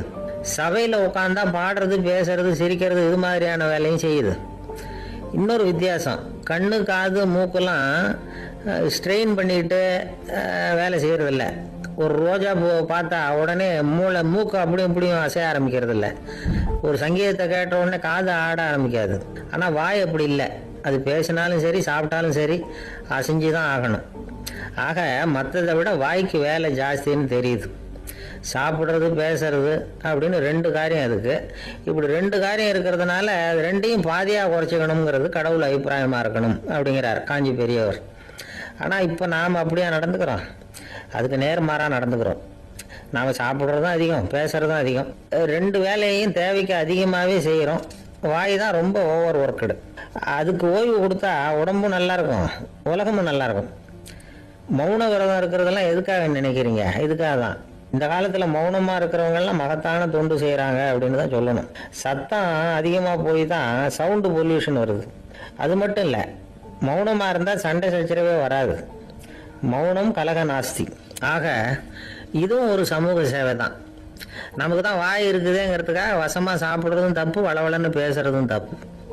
ஒரு கருத்தை சொல்றதுக்கு ஒரே ஒரு சொல்லு போதும் அப்படின்னு இருக்கும்போது 2 சொற்களை செலவு பண்ணாதே. எவ்வளவு சொன்னாலும் அதனால ஒரு பயனும் விளையாது அப்படின்னு தெரிய வருமையானால் அந்த ஒரு சொல்லையும் விரயம் பண்ணாதே அப்படிங்கிறார் ஒரு அறிஞர். எல்லா குணங்கள்லையும் மௌனம்தான் சிறந்தது அப்படிங்கிறார் ஒருத்தர். மௌனமா இருக்கிறது மூலமா மற்றவர்கள் குறைகளை நம்மால தெரிஞ்சுக்க முடியும்.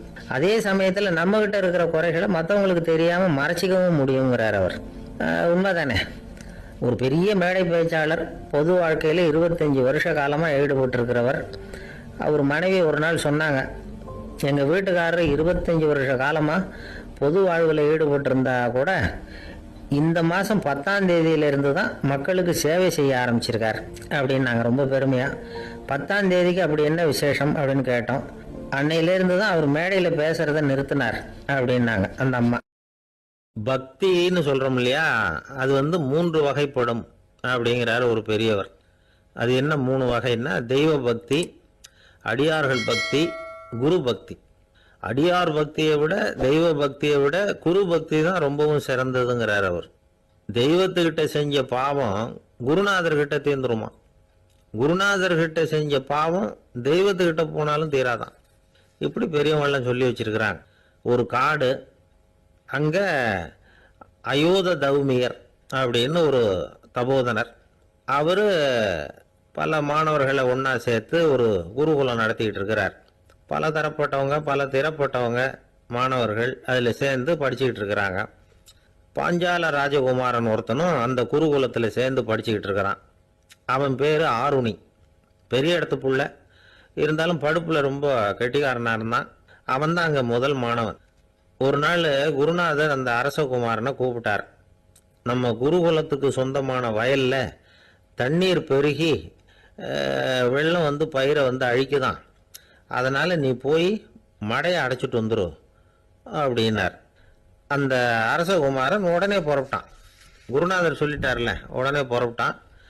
நான் பெரிய இடத்து பிள்ளையாச்சே, ராஜகுமாரனாச்சே, ரொம்ப செல்வாக்கூட வளர்ந்தவனாச்சே, நான் போய் வயலில் இறங்கி வேலை செய்கிறதா அப்படின்னுலாம் அவன் நினைக்கல. குருநாதர் கட்டளையை நிறைவேற்ற வேண்டியது நம்ம கடமை அப்படின்னு நினச்சான். உடனே ஒரு மண்வெட்டியை தூக்கி தோளில் வச்சுக்கிட்டு புறப்பட்டு போயிட்டான். வயலுக்கு போனான். பார்த்தான், தண்ணி கரையை உடச்சிக்கிட்டு வயலுக்குள்ளே ஏகமாக பாஞ்சிக்கிட்டு இருக்குது. இவன் மண்வெட்டியால் களிமண்ணை புல்லோடு சேர்த்து புல் பத்த மாதிரி வெட்டி வெட்டி போட்டான். இருந்தாலும் மடையை அடைக்க முடியல. தண்ணி அதை மீறி வந்துக்கிட்டே இருக்குது. தண்ணி வேகமாக வயலுக்குள்ளே போய்கிட்டே இருக்குது. போடுற பத்தையெல்லாம் கரைஞ்சி கரைஞ்சி போயிட்டுருக்கு. இருந்தாலும் இவன் தன்னுடைய முயற்சியை கைவிடலை. வெட்டி வெட்டி போட்டுக்கிட்டே இருக்கிறான். காலையில் அங்கே போனவன் சாயந்தரம் வரைக்கும் இப்படி செஞ்சுக்கிட்டு இருக்கிறான்.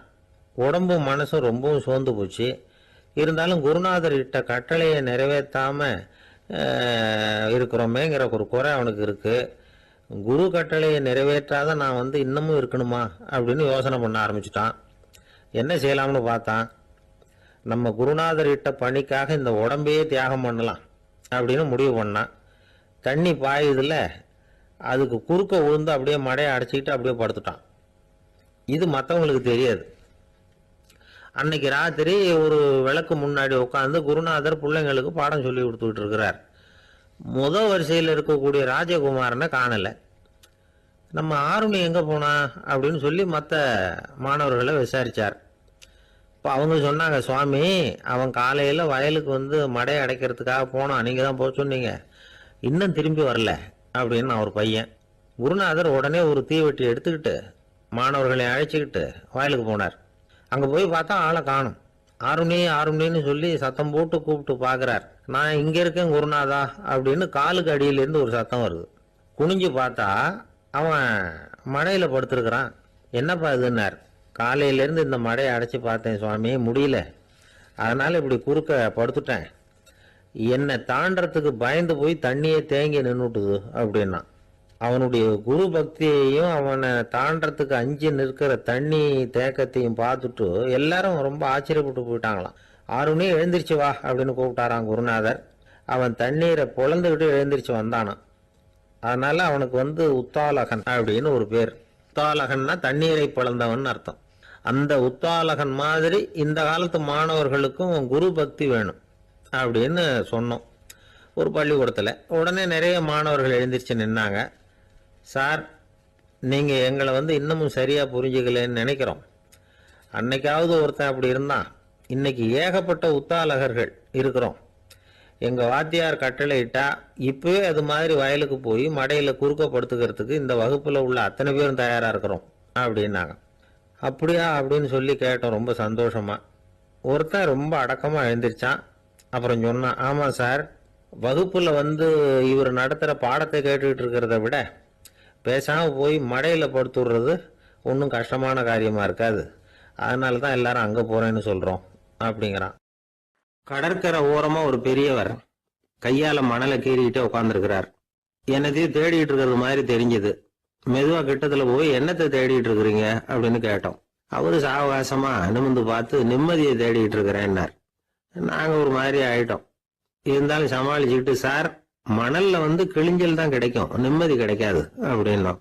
சரி, இன்னைக்கு வசமா நம்ம கிட்ட ஒரு ஆள் மாட்டிக்கிட்டார் அப்படின்னு நினைச்சு அவர் பக்கமா போய் உட்காந்துக்கிட்டு கதை சொல்ல ஆரம்பிச்சிட்டோம். ஒரு பெரிய மன்னர் இருந்தார். அவருக்கு எல்லா வசதியும் இருந்தது. இருந்தாலும் ஒரே ஒரு குறை. அது என்னன்னா நிம்மதி இல்லைங்கிற குறை. அரண்மனையில தினமும் கலை நிகழ்ச்சி, நாட்டியம் எல்லாம் நடந்துகிட்டு தான் இருந்தது. இருந்தாலும் நிம்மதி இல்லை. சரி, நிம்மதி எங்க கிடைக்கும் அப்படின்னு தேட ஆரம்பிச்சார். உடனே அதுக்கான முயற்சிகள்ல தீவிரமா இறங்கினார். நாட்டில் உள்ள தத்துவ மேதைகளை எல்லாம் கூப்பிட்டுட்டு வர சொன்னார். எல்லாரும் சேர்ந்தாங்க. அவங்கள பார்த்து நிம்மதி எங்க இருக்குது அப்படின்னு விசாரிச்சார். அவங்களுக்கு அது தெரிஞ்சா ஏன் இப்படி ராஜா முன்னாடி நின்றுட்டு இருக்க போறாங்க? ராஜாவோட கேள்விக்கு ஒவ்வொருத்தரும் ஒவ்வொரு மாதிரி விளக்கம் கொடுக்க ஆரம்பிச்சிட்டாங்க. எந்த பதிலும் ராஜாவுக்கு திருப்தி அளிக்கக்கூடிய அளவுக்கு இல்லை. சரி, போயிட்டு வாங்கன்னு சொல்லி அவங்கள எல்லாம் அனுப்பி வச்சுட்டார். ஒரு நாள் அவர் மாளிகையில உப்பருகையில நின்றுட்டு இருக்கிறார். அந்த சமயத்துல தெருவில் ஒரு பிச்சைக்காரன் ரொம்ப உல்லாசமா பாட்டு பாடிக்கிட்டே போயிட்டு இருக்கிறான். குரல்ல ஒரு சந்தோஷம், நடையில ஒரு மிடுக்கு. அவன்கிட்ட கொஞ்சம் கூட கவலை இருக்கிறதா தெரியல. உடனே ராஜா அதை பார்த்தார். ஏவலாளிகளை கைதட்டி கூப்பிட்டார். உடனே ஓடி போய் அந்த பிச்சைக்காரனை இங்க அழைச்சிட்டு வாங்கன்னு உத்தரவு போட்டார். இவங்க உடனே ஓடி போய் அவனை கூப்பிட்டாங்க. அரண்மனைக்கு வாழ்ந்தாங்க. அவன் வரல. அரண்மனைக்குள்ள அடி எடுத்து வைக்க மாட்டேன்னு சொல்லிவிட்டான். ராஜா கிட்ட விஷயத்தை சொன்னாங்க. அவருக்கு ரொம்ப ஆச்சரியம், இப்படி ஒரு ஆள் இருக்கிறானா அப்படின்னு. சரி, அவன் என்னதான் சொல்றான் அப்படின்னு விசாரிச்சார். இவங்க மறுபடியும் தெருவுக்கு போய் கேட்டாங்க. என்ன பார்க்கணும்னா ராஜா விருப்பப்பட்டாருன்னா அவரை வேணும்னா இங்க வர சொல்லுங்க அப்படின்னு சொல்லிவிட்டான். அதை ராஜா கிட்ட சொன்னாங்க. அவருக்கு கோபம் வரல. இவ்வளவு சுதந்திர உணர்வோடு இருக்கிறவன் சாதாரண ஆளா இருக்க முடியாது அப்படின்னு நினைச்சார். உடனே கிடுகிடுன்னு இறங்கி தெருவுக்கு வந்தார். பிச்சைக்காரங்கிட்ட போனார். நீ கவலைப்படாம சந்தோஷமா பாடிக்கிட்டு போறியே, அது எப்படி முடியுது உன்னால அப்படின்னு கேட்டார். ஏன் அப்படி கேக்குறீங்கன்னு அவன், அதுக்கு இல்ல, எனக்கு அரண்மனையில எவ்வளவோ சுகபோகங்கள்லாம் இருக்கு, இருந்தாலும் நிம்மதி இல்லை. இது ஏன்னு எனக்கு தெரியல. இந்த தேசத்துல உள்ள அறிஞர்களை எல்லாம் கூப்பிட்டு கேட்டு பார்த்துட்டேன், அவங்களுக்கும் தெரியல. உன்னை கேட்டா தெரியும்னு நினைச்சேன், அதனாலதான் சந்திக்கிறதுக்கு ஆசைப்பட்டேன். ஆனா நீ வரமாட்டேன்னுட்டியே அப்படின்னார். பிச்சைக்காரன் கடகடன்னு சிரிக்க ஆரம்பிச்சுட்டான். மகிழ்ச்சிக்கும் உங்களுக்கும் தடையா இருக்கிறது இந்த மாளிகை தான். இதை விட்டுட்டு வெளியில வந்துட்டா நிம்மதி தேடிட்டு வந்துடும்னா. நான் அரசன், எனக்குன்னு கடமைகள் இருக்கு, அதையெல்லாம் விட்டுட்டு எப்படி வர முடியும்னார் ராஜா. ரெண்டும் ஒரே நேரத்துல கிடைக்கணுங்கிறது முடியாத காரியம். உங்க சுகபோகத்துக்கு விலையாதான் உங்க நிம்மதியை கொடுத்துக்கிட்டு இருக்கிறீங்க. என்ன பாருங்க, என்கிட்ட எதுவும் இல்லை, அதனால எதுவும் போயிடுமோங்கிற பயமும் இல்லை, நிம்மதியா இருக்கிறேன் அப்படின்னா அவன். ராஜா உடனே சந்தோஷப்பட்டு தன்னுடைய மேலங்கியை எடுத்து அவனுக்கு பரிசா கொடுத்தாரான். அவன் சிரிச்சுக்கிட்டே அதை வாங்க மாட்டேன்னு விட்டானான். இதை நீங்க எனக்கு கொடுக்கறதுனால எந்த பயனும் இல்லை, அதே நேரத்துல அதை வாங்கிக்கிட்டேன்னா அடுத்த வினாடியிலிருந்து அதை எப்படி காப்பாத்துறதுங்கிற கவலை எனக்கு சேர்ந்துடும். அப்புறம் தூக்கம் வராது, நிம்மதி போயிடும் அப்படின்னானா. சொல்லிவிட்டு அவன் பாட்டுக்கு சந்தோஷமா பாடிக்கிட்டே போயிட்டான். நிம்மதி எங்க இருக்குங்கிறதையும் ராஜா தெரிஞ்சுக்கிட்டார். அந்த இடத்துக்கு தன்னால போக முடியாதுங்கிறதையும் அவர் புரிஞ்சுக்கிட்டார். இப்படி இந்த கதைய அந்த கடற்கரையில மணலை கீறிக்கிட்டே உட்கார்ந்துருந்தார அந்த பெரியவர்கிட்ட சொல்லி முடிச்சோம். அவர் முகத்துல ஒரு தெளிவு தெரிஞ்சது. எங்களை நிமிர்ந்து பார்த்தார். ரொம்ப நன்றிங்க, இப்ப எனக்கு தெரிஞ்சு போச்சு, நிம்மதி வேணும்னா அதுக்கு என்ன பண்ணணும்னு இப்ப நல்லா புரிஞ்சுக்கிட்டேன் அப்படின்னார். என்ன புரிஞ்சுக்கிட்டீங்கன்னு கேட்டோம். இனிமே இந்த பக்கம் வந்தா உங்க கண்ணுல படாத இடமா பார்த்து உட்காரணும்னு புரிஞ்சுக்கிட்டேன் அப்படின்னார். எனக்கு அதிர்ஷ்டமே இல்லை சார் அப்படின்னார் ஒருத்தர். ஏன் அப்படி சொல்றீங்கன்னு கேட்டோம். வியாபாரம் பண்ணலாம்னு ஒரு கடை வச்சேன். வேண்டியப்பட்டவங்க கூட என் கடையில் வந்து எதுவும் வாங்க மாட்டேங்கிறான். எல்லாரும் அடுத்த கடைக்கு தான் போறான் அப்படின்னு சொல்லி ரொம்ப அழுத்துக்கிட்டார். இதுக்கு போய் அதிர்ஷ்டம் இல்லைன்னு சொல்லாதீங்க. வாடிக்கையாளர்களை வந்து கவர்றது எப்படிங்கிறது உங்களுக்கு தெரியல, அதுதான் குறை அப்படின்னும். சார், உங்களுக்கு தெரிஞ்ச அந்த ரகசியத்தை எனக்கும் கொஞ்சம் சொல்லி கொடுங்களேன் அப்படின்னார். சரி, உங்க காதை இப்படி கொடுங்க அப்படின்னு சொல்லி அது சம்பந்தமா பெரிய வல்லுநர்கள் சொல்லி இருக்கிற கருத்துக்களை அவர்கிட்ட சொல்ல ஆரம்பிச்சோம். அதாவது இந்த வாடிக்கையாளர்களை கவர்றதுக்கு வல்லுநர்கள் பல ஆலோசனைகளை ஏற்கனவே சொல்லி வச்சிருக்கிறாங்க. அது சம்பந்தமா அனுபவப்பட்டவங்க, அதை தெரிஞ்சு வச்சுக்கணும். அதாவது கடை வச்சிருக்கிறவங்க எல்லாரும் இதை கொஞ்சம் காதில் வாங்கி வச்சுக்கணும். எதை இப்ப சொல்ல போறத. எப்பவும் பணத்தை சம்பாதிக்கிறதுலயே குறியா இருக்கக்கூடாதான். அதை விட முக்கியமா நீங்க சம்பாதிக்க வேண்டியது வாடிக்கையாளர்களுடைய மன நிறைவு. வர்றவங்க திருப்தியோட போகணும், அது முக்கியம். அதுல கவனமா இருக்கணும். கடைக்கு வர்ற ஒருத்தர் ஏதாவது ஒரு குறை சொல்றாருன்னு வச்சுங்க, அதை வந்து அலட்சியப்படுத்தக்கூடாது. ரொம்ப அக்கறையோட அதை காது கொடுத்து கேட்கணும். அப்படியா சார், அதை நான் அவசியம் கவனிக்கிறேன் அப்படின்னு சொல்லணும். ஒருத்தர் வரார், சார் நேத்திக்கு உங்க கடையில இதை நான் வாங்கிட்டு போனேன், வீட்டில் இது வேணான்னு சொல்லிவிட்டாங்க, அது திருப்பி கொடுக்கறதுக்காக தான் வந்திருக்கிறேன் அப்படின்னு சொல்லி திருப்பி கொடுக்குறார். உடனே நீங்க வந்து முகம் சுளிக்க கூடாது, எரிச்சல் படக்கூடாது. வழக்கம் போல நிதானமா முகம் அலர்ச்சியோட அதை திருப்பி வாங்கிக்கணும். இவ்வளவு ரூபாய்க்கு சாமான் வாங்கினா இந்த ஸ்பூன் அன்பளிப்பு, இப்படி ஏதாவது கொடுக்கலாம். பண்டிகை காலங்கள்லயும் பொருள்கள் வாங்குறவங்களுக்கு இப்படி ஏதாவது பொருத்தமா ஒரு அன்பளிப்பு கொடுக்கலாம். நீங்க கொடுக்கறது ஒரு சர்வசாதாரணமான பொருளா இருந்தா கூட அது வாங்குற ஒரு மனசுல ஒரு மகிழ்ச்சியை ஏற்படுத்தும். எதுவும் உங்களால கொடுக்க முடியலன்னா உங்க முகம் நிறைஞ்ச சிரிப்பையாவது கொடுங்க, அது போதும். உங்க கடையில் இல்லாத ஒரு பொருளை வாடிக்கையாளர் வந்து கேட்கிறார், உடனே இல்லைன்னு முகத்தில் அடிச்சது மாதிரி சொல்லிடக்கூடாது. கொஞ்சம் உட்காருங்க சார் அப்படின்னு சொல்லி உங்க பணியாளர் யாரையாவது அனுப்பி வெளியில இருந்து வாங்கிட்டு வர சொல்லி அவர்கிட்ட கொடுக்கலாம். சில பேர் உங்க கடைக்கு வரும்பொழுது அவங்க வீட்டு குழந்தைகளையும் கூப்பிட்டுட்டு வர்றாங்கன்னு வைங்க. நீங்க என்ன செய்யணும்னா அந்த குழந்தைகளை முதல்ல கவனிக்கணும். அது கண்ணத்தை கிள்ளணும், அதுகிட்ட விளையாடணும், அதுக்கு ஏதாவது மிட்டாய் பிஸ்கட் ஏதாவது கொடுத்து அது கவனத்தை கவரணும். அதுக்கப்புறம் பெரியவங்களை கவனிக்கலாம். உங்க கடையில வேலை செய்யற பணியாளர்கள் சுத்தமா இருக்கணும். சிரிச்ச முகம், சுறுசுறுப்பு, இது ரெண்டும் அவங்களுக்கு தேவை. அழுது வடிஞ்சிட்டு இருக்கக்கூடாது. அப்புறம் இன்னொரு விஷயம், அதிகமா பொருள் வாங்குற ஒருத்தர்கிட்ட அதிக மரியாதையாகவும், குறைச்சலா பொருள் வாங்குறவர்கிட்ட வேற விதமாகவும் நடந்துக்க கூடாது. எல்லாருக்கிட்டையும் சமமா நடந்துக்கணும். 5 ரூபாய்க்கு வாங்கினாலும் சரி, 500 ரூபாய்க்கு வாங்கினாலும் சரி, அவங்க கிட்ட நீங்க காட்டுற மரியாதையில வித்தியாசம் இருக்கக்கூடாது. எல்லாத்துக்கும் மேல உங்க கடையில ஒரு பொருள் வாங்கினா அது உண்மையானதா இருக்கும், தரமுள்ளதா இருக்கும் அப்படிங்கிற நினைப்பு ஜனங்களுக்கு வரணும். அதனால தரமான பொருளையே நீங்க வந்து உங்க கடையில வச்சிருக்கணும். இது வரைக்கும் நான் சொன்னதையெல்லாம் கவனத்துல வச்சுக்கிட்டு நீங்க கடையை ஆரம்பிச்சீங்கன்னா வியாபாரம் பிச்சுக்கிட்டு போகும். அப்படி போகலன்னா அதுக்கப்புறம் கேளுங்க. ஏன்னா இந்த யோசனைகள்லாம் அனுபவப்பட்டவங்க சொல்லியிருக்கிற யோசனைகள். இந்த யோசனைகள்ல நீங்க எச்சரிக்கையா இருக்க வேண்டிய ஒரு விஷயம் உண்டு. அது என்னங்கிறதையும் தெரிஞ்சு வச்சுக்கிறது நல்லது. என்னுடைய நண்பர் ஒருத்தர் வந்தார். சார், உங்க யோசனையை கேட்டதுனால நான் ஒரு அறை வாங்கினதுதான் மிச்சம்னார். என்ன ஆச்சுன்னு கேட்டேன். எங்க கடைக்கு ஒரு பெரிய அம்மா குழந்தைய தூக்கிட்டு வந்தாங்க சார். உங்க யோசனைப்படி அந்த குழந்தையோட கண்ணத்தை கிள்ளணும்னு முயற்சி பண்ணினேன். திடீர்னு அந்த நேரம் பார்த்து அந்த குழந்தை தலையை குனிஞ்சுக்கிட்டுது. என் கை வந்து குழந்தையோட கண்ணத்துக்கு பதிலா அது தூக்கிட்டு வந்தவங்க கண்ணத்தை கிள்ளிவிட்டுது. அதுதான் அப்படி ஆயிட்டுது அப்படின்னார் கண்ணத்தை தடவிக்கிட்டே. ஒரே ஒரு ஊர்ல ஒரு பாதிரியார் இருந்தார். ரொம்ப நாள் சந்தோஷமா வாழ்ந்தார். ஒரு நாள் அவர் மடத்து சமையல் அறையில பாத்திரங்களை கழுவி துலக்கி சுத்தப்படுத்திக்கிட்டு இருந்தார். அந்த சமயத்துல ஒரு தேவ தூதன் அவர் முன்னாடி வந்து நின்னான். இவர் நிமிர்ந்து பார்த்தார்.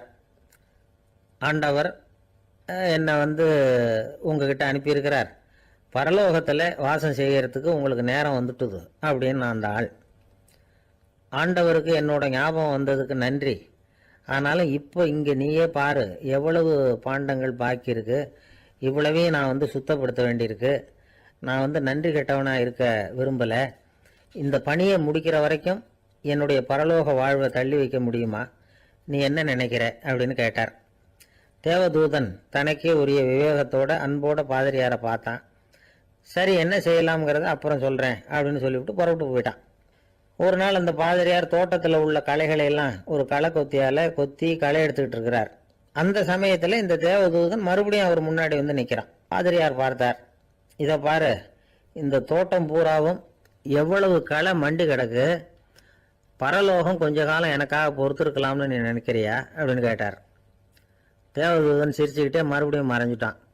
மறுபடியும் அவர் களை எடுக்கிறது, தானிய களஞ்சியத்துக்கு வர்ணம் பூசுறது, இப்படிப்பட்ட வேலைகளில் ஈடுபட்டிருக்கார். இன்னொரு நாள் ஒரு மருத்துவமனையில் நோயாளிகளை கவனிச்சுக்கிட்டு ரொம்ப தீவிரமாக இருக்கிறார் அந்த பாதிரியார். ஒரு நோயாளியோட தாகத்துக்கு தண்ணீர் கொடுத்துட்டு நிமிர்ந்து பார்க்குறப்போ தேவதூதன் மறுபடியும் அவர் முன்னாடி வந்து நிற்கிறான்.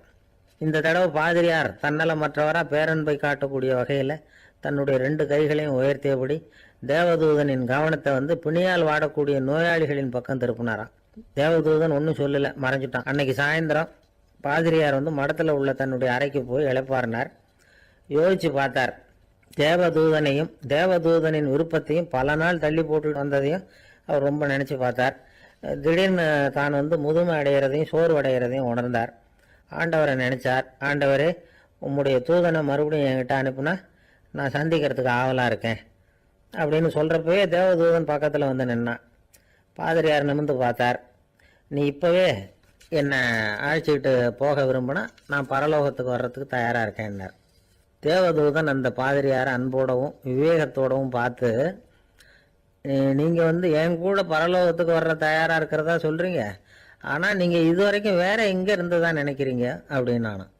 அப்படின்னா இது வரைக்கும் இருந்த இடம் தான் பரலோகம் அப்படிங்கிறத உணர்த்தியிருக்கிறான். பரலோகம்னா என்னன்னு புரிஞ்சுக்கிறதுக்கு இந்த சம்பவம் நமக்கு உதவியாக இருக்குது. தொண்டு செய்கிறத விட பெரிய செயல் வேற எதுவும் இருக்க முடியாது. அது நம்ம மனசுக்கு கொடுக்குற சுகத்தை வேற எதுவும் கொடுக்க முடியாது. நாம் தொண்டு செய்கிற இடம் தான் அந்த புண்ணிய இடம். ஆனால் இந்த காலத்துல எல்லாம் நாம் வந்து தொண்டு செய்யணும்னு நினச்சி ஏதாவது ஆரம்பித்தா கூட அதை ஒரு மாதிரியாக சுற்றி நின்று வேடிக்கை பார்க்க ஆரம்பிச்சிடுறாங்க. ஒரு பெரியவர் அப்படித்தான் ஒரு தொண்டு செஞ்சுக்கிட்டு இருந்தார். ஒரு கோவில் கட்டிக்கிட்டு இருந்தாங்க. அதில் ஒரு இடத்துல ஒரு பலகையை வச்சு ஆணி அடிக்கிற வேலையை செஞ்சுக்கிட்டு இருந்தார் அந்த பெரியவர். ஒரு சின்ன பையன் அதை ரொம்ப ஊக்கமாக அக்கறையாக கவனிச்சுக்கிட்டு இருந்தான். பெரியவர் இதை கவனித்தார். என்னப்பா பார்க்குற, உனக்கும் இது மாதிரி தொண்டு செய்யணும்னு ஆசையாக இருக்கா அப்படின்னு கேட்டார். அதுக்கு அந்த பையன் சொல்கிறான், அப்படி இல்லைங்க, நீங்கள் ஆணி அடிக்கிறப்போ கையில் சுத்தியால் அடிச்சுக்கிட்டா எப்படி துடிப்பீங்க, எப்படி கத்துவீங்கன்னு தெரிஞ்சுக்கிறதுக்காக அதை பார்க்கணும்னு ஆசை, அதுக்காக தான் காத்துக்கிட்டு இருக்கேன் அப்படின்னு நான். என்ன சார் உங்கள் பையன் என்ன செஞ்சுக்கிட்டு இருக்கிறான் இப்போ அப்படின்னு கேட்டார் ஒருத்தர். அடிக்கடி கண்ணாடி முன்னாடி நின்று அழகு பார்த்துக்கிட்டு இருக்கிறான் சார் அப்படின்னாரு அப்பா. இளம் பருவம் இப்படிதான் இருக்கும், அதெல்லாம் சாதாரணமாக நினச்சிடாதீங்க அப்படின்னாரு அவரு. என்ன சார் சொல்கிறீங்க, கண்ணாடி முன்னாடி நின்றுக்கிட்டு நேரத்தை வீணாக்கிக்கிட்டு இருக்கான், அதை ஒரு பெரிய விஷயமா நான் நினைக்கணுமா அப்படின்னாரு இவர். இளம் பருவத்தில் இளைஞர்களுக்கும் சின்ன பொண்ணுங்களுக்கும் அடிக்கடி கண்ணாடியில் பார்க்கணும்னு தோணும். அது வெறுமனே அழகு பார்க்கறது மட்டும் இல்லை, அவங்க தங்களையே தேடி கண்டுபிடிக்கிற ஒரு முயற்சி அது. இது ஒரு மனோதத்துவ விளைவு. இது வரைக்கும் வந்து சின்ன பிள்ளையா இருந்துட்டோம், இனிமேல் நாமளும் மற்றவங்க மாதிரி மனிதர்கள் தான் அப்படிங்கிற உணர்வு அவங்களுக்கு வருது. தங்களோட முகம் எப்படி இருக்குது, அழகு எப்படி இருக்கு, உடம்பு நேரம் எப்படி இருக்கு, முடி எப்படி இருக்கு அப்படிங்கறதெல்லாம் கண்டுபிடிக்கிறாங்க. அதுக்கப்புறம் இன்னொரு ஆணோ பொண்ணோ தன்னை கவனிக்கணும் அப்படின்னு நினைக்கிறாங்க. இதெல்லாம் மனோதத்துவ உண்மைகள், இதெல்லாம் இயற்கை. இதை பார்த்துட்டு பெற்றவங்க வந்து பிள்ளைங்க கெட்டு போட்டாங்க அப்படின்னு நினைக்கக்கூடாது, அவங்கள திட்டிகிட்டே இருக்கக்கூடாது. இன்னைக்கு பல குடும்பங்கள்ல இதுதான் நடந்துகிட்டு இருக்குது. மனுஷ வாழ்க்கையிலேயே இப்படியும் இல்லாத அப்படியும் இல்லாத ஒரு பருவம் வந்து இளம் பருவம்.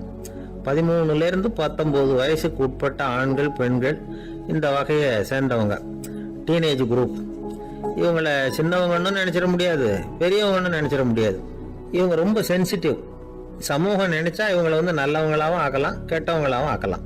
கொஞ்சம் அக்கறை எடுத்துக்கிட்டா பெரிய பெரிய மேதைகளையும் விஞ்ஞானிகளையும் உருவாக்கலாம்.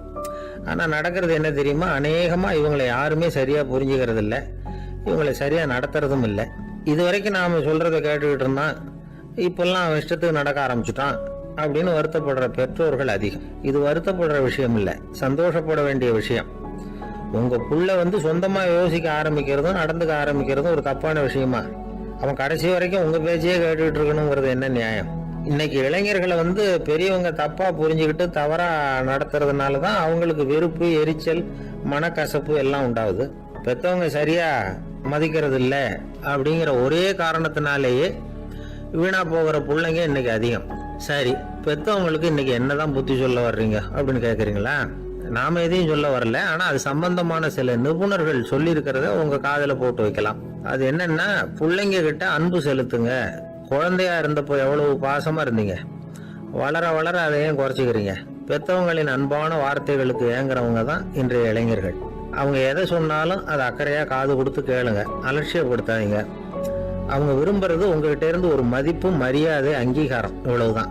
அவங்க அவங்களாவே முடிவுகள் எடுக்கட்டும், அதுக்கு நீங்க உதவியா இருங்க, அது போதும். மற்றவங்க முன்னாடி, முக்கியமா அவங்க நண்பர்கள் முன்னாடி அவங்கள பத்தி மட்டமா பேசாதீங்க. அவங்க கிட்ட பொய் சொல்லக்கூடாது.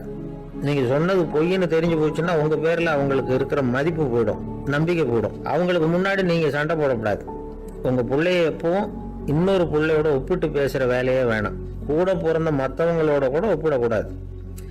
இப்படி செஞ்சா அவன் உங்ககிட்டயும் பிரியமா இருக்க மாட்டான், அவங்க கிட்டயும் பிரியமா இருக்க மாட்டான். புள்ள எங்க போறான், என்ன பண்றான் அப்படின்னு எல்லாம் துப்பறிஞ்சுக்கிட்டு இருக்கக்கூடாது. இளைஞர்கள் தனிமையை விரும்புறவங்க. அவங்கள பெட்டியில வச்சு மூடி பாதுகாக்கணும்னு நினைக்கக்கூடாது. அவங்கள எப்படி பாதுகாக்கிறது அப்படிங்கறது அவங்களுக்கே தெரியும். உங்க புள்ள எப்படி நடந்துக்கணும்னு நீங்க எதிர்பார்க்கறீங்களோ அது மாதிரி நீங்க நடந்து காட்டுங்க, அது போதும். ஒரு வீட்டுல அப்பாவும் அம்மாவும் பேசிக்கிட்டு இருக்கிறாங்க. என்னங்க, நம்ம பொண்ணு பெரியவளாயிட்டா, அடிக்கடி கண்ணாடி முன்னாடி போய் நின்றுகிட்டு இருக்கிறா, சீக்கிரமா ஒரு பையனை பார்த்து கல்யாணத்தை முடிக்காம இப்படி மசன்னு கல்லு மாதிரி உட்காந்துருக்கிறீங்களே அப்படின்னு சத்தம் போட்டாங்க. அந்த அம்மா, அவசரப்படாத, பாக்குறதுக்கு கண்ணுக்கு அழகா லட்சணமா புத்திசாலியா ஒரு பையன் கிடைக்க வேணாமா, அதுதான் பார்த்துக்கிட்டு இருக்கிறேன் அப்படின்னாரு அப்பா. இதுக்கு அந்த அம்மா சொல்றாங்க, எங்க அப்பா இப்படி எல்லாம் நினைச்சுக்கிட்டு இருந்திருந்தா எனக்கு கல்யாணமே ஆயிருக்காது தெரியுமா அப்படின்னாங்களாம். அது ஒரு புகைவண்டி நிலையம். அங்க ஒருத்தர் காலார நடந்து வந்துகிட்டு இருந்தார். அவர் தன்னுடைய வீட்டில் உட்காந்து ரொம்ப நேரம் எழுதுவார்.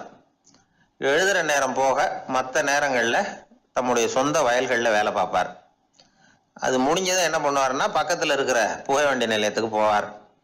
அங்கே கொஞ்ச நேரம் அப்படியே காலார நடந்து வருவார். இது அவருடைய அன்றாட வழக்கம். அன்னைக்கு அது மாதிரி தான் அவர் நடந்து வந்துகிட்டு இருக்கிறார். அந்த சமயத்தில் அங்கே நடைமேடையில் ஒரு அம்மையார் நின்றுட்டு இருக்கிறாங்க. இவரை கண்டதும் கையை தட்டி கூப்பிட்டாங்க, இங்கே கொஞ்சம் வர முடியுமா அப்படின்னாங்க. இவர் போனார். என்னங்கன்னு விசாரிச்சார். அந்த அம்மையார் விவரம் சொன்னார். ஐயா, நானும் என்னுடைய வீட்டுக்காரரும் இங்கே வந்தோம். அதுவும் நிற்கிதே, அந்த ரயிலில் ஏறி ஊருக்கு போகணும். என்னுடைய வீட்டுக்காரரு அதுவும் அந்த உணவு விடுதிக்கு போயிருக்கார், இன்னும் வரல. அவர் வர்றதுக்குள்ள ரயில் புறப்பட்டுரும் போல இருக்கு. நீங்கள் ஓடி போய் அவரை அழைச்சிக்கிட்டு வர முடியுமா அப்படின்னு கேட்டாங்க. சரின்னாரு இவர். உடனே அந்த அம்மா தன்னுடைய கணவர் எப்படி இருப்பார் அப்படிங்கிற அடையாளங்களை கொஞ்சம் சொல்லி அனுப்புனாங்க. போய் தேடிட்டு இருக்க வேண்டாமேங்கிறதுக்காக. பார்க்கறதுக்கு எப்படி இருப்பார், இந்த மாதிரி ஆடை அணிஞ்சிருப்பார் அப்படின்னு விவரமாக சொன்னாங்க. அதை அவர் கவனமாக கேட்டுக்கிட்டார். நீங்கள் போய் அழைச்சிட்டு வாங்க, வந்த உடனே உங்களுக்கு உண்டான கூலியையும் கையோடு கொடுத்து விட்றேன் அப்படின்னாங்க அந்த அம்மா. இவர் போனார். அந்த அம்மா சொன்ன அடையாளங்களை வச்சு அவர் வீட்டுக்காரரை கையோட கூட்டிகிட்டு வந்துட்டார். கொண்டுட்டு வந்து அந்த அம்மா கிட்ட ஒப்படைச்சார். உடனே அவரும் ஏற்கனவே சொன்ன பிரகாரம் அவருக்கான கூலி பணத்தையும் கொடுத்தாங்க. அவரும் எதுவும் மறுப்பு சொல்லாமல் அதை வாங்கிக்கிட்டார். வாங்கிக்கிட்டு திரும்பினார். அந்த சமயத்தில் எதிரில் வந்த ஒருத்தர் அவர் அடையாளம் கண்டுபிடிச்சிக்கிட்டார். அவங்க ரெண்டு பேரும் பேசிக்கிறது இவங்க காதில் விழுந்தது. அப்போதான் இவங்களுக்கு அது புரிஞ்சுது. இவங்க கிட்ட கூலி வாங்கினவர் யாருன்னா அவர் தான் பேரறிஞர் லியோ டால்ஸ்டாய் அப்படிங்கிறது புரிஞ்சுது. அவங்க ரெண்டு பேரும் பேசிக்கிறத வச்சு ரஷ்ய நாட்டின் மிகப்பெரிய ஞானி லியோ டால்ஸ்டாய், சோவியத் நாட்டின் ஈடு இணையற்ற இலக்கிய மேதை. இது தெரிஞ்ச உடனே அந்த அம்மா அவர்கிட்ட ஓடினாங்க. ஐயா, உங்களுக்கா நான் கூலி கொடுத்தேன், நான் பெரிய தவறு பண்ணிவிட்டேன் அப்படின்னு சொல்லி வருத்தப்பட்டாங்க. பரவாயில்ல, ஆனால் நீங்கள் எனக்கு கொடுத்த கூலி பணத்தை நான் திருப்பி கொடுக்க மாட்டேன். ஏன் தெரியுமா, அது நான் உழைச்சி பெற்ற தொகை அப்படின்னார். யாருக்குமே அதிக மகிழ்ச்சியை தரக்கூடிய பணம் எதுன்னு கேட்டா அது அவங்க உழைப்புக்கு ஊதியமா கிடைக்கிற பணம் தான். நம்ம ஆட்கள் சில பேருக்கு உழைக்காம கிடைக்கிற தீய வழியில வருகிற பணம் கூட மகிழ்ச்சியை கொடுக்கும். ஒரு பெரிய தொழிற்சாலை, அதோட முதலாளி கடுமையான ஒரு கட்டுப்பாடு விதிச்சிருந்தார். அது என்ன கட்டுப்பாடுன்னா, இந்த தொழிற்சாலைக்கு உள்ள யாரும் சிகரெட் பிடிக்கக்கூடாது அப்படிங்கிறது தான். ஒரு நாள் அந்த முதலாளி தன்னுடைய தொழிற்சாலையை சுற்றி பார்த்துக்கிட்டு வரார். அப்போ ஒரு இளைஞன் உள்ள சிகரெட் பிடிச்சிக்கிட்டு இருந்தான். அதை பார்த்து விடுறாரு. அவ்வளவுதான், அவருக்கு கோபம் வந்துட்டுது. உடனே உதவியாளரை கூப்பிட்டார். அதோ பாரு, அந்த சிகரெட் பிடிச்சிக்கிட்டு இருக்கிறானே, அவன் கணக்கை முடிச்சு வெளியில் அனுப்பி வச்சிரு அப்படின்னு உத்தரவு போட்டார். அது பிரகாரம் உடனே அவனை அழைச்சிட்டு போய் கணக்கு பார்த்து சம்பள பாக்கி அப்புறம் உதவித்தொகை எல்லாத்தையும் மொத்தமாக கையில் கொடுத்து வெளியில் அனுப்பி வச்சுட்டாங்க. அவன் பணத்தோடு வெளியில் வந்தான். ஏதோ யோசனை பண்ணபடியே நின்றுக்கிட்டு இருந்தான். அவன் என்னப்பா யோசிக்கிற அப்படின்னாரு எதிரில் வந்தவர். இவன் சொன்னான், ஒன்றும் இல்லை, என்னோட நண்பன் ஒருத்தனை பார்க்கறதுக்காக உள்ளே போனேன். பேர் என்னன்னு கேட்டுட்டு ஒரு 50,000 ரூபா பணத்தையும் கொடுத்து வெளியில் அனுப்பி வச்சுட்டாங்க. அதுதான் ஏன்னு புரியல, யோசனை பண்ணிகிட்டு இருக்கிறேன் அப்படின்னு நானாக்குவேன். அதனால நாம் உழைச்சி சம்பாதிக்கிற பணம் தான் உயர்வு, சும்மா வர்ற பணம்லாம் மகிழ்ச்சியை தராது அப்படிங்கிறத புரிஞ்சுக்கணும். அப்பேற்பட்ட ஞானி ரஷ்ய மேதை அவர் பாருங்க, அந்த பணத்தை வாங்கின பணத்தை திருப்பி கொடுக்க மாட்டேன்னு விட்டார். ஏன்னா அது உழைத்து பெற்ற தொகை, அதை நான் கொடுக்க மாட்டேன்னார். அதனால நமக்கு செல்வம் சேர்க்கறது பெருசு இல்லை, அந்த சேருகிற செல்வம் நமக்கு மகிழ்ச்சியை கொடுக்கணும். அதுக்கு என்ன வழின்னா நாம் உழைத்து சம்பாதிக்கணும் அப்படிங்கிறத அதிலிருந்து புரிஞ்சுக்க வேண்டியது ரொம்ப அவசியம். அதனால உழைப்போம் உயர்வோம், இதுதான்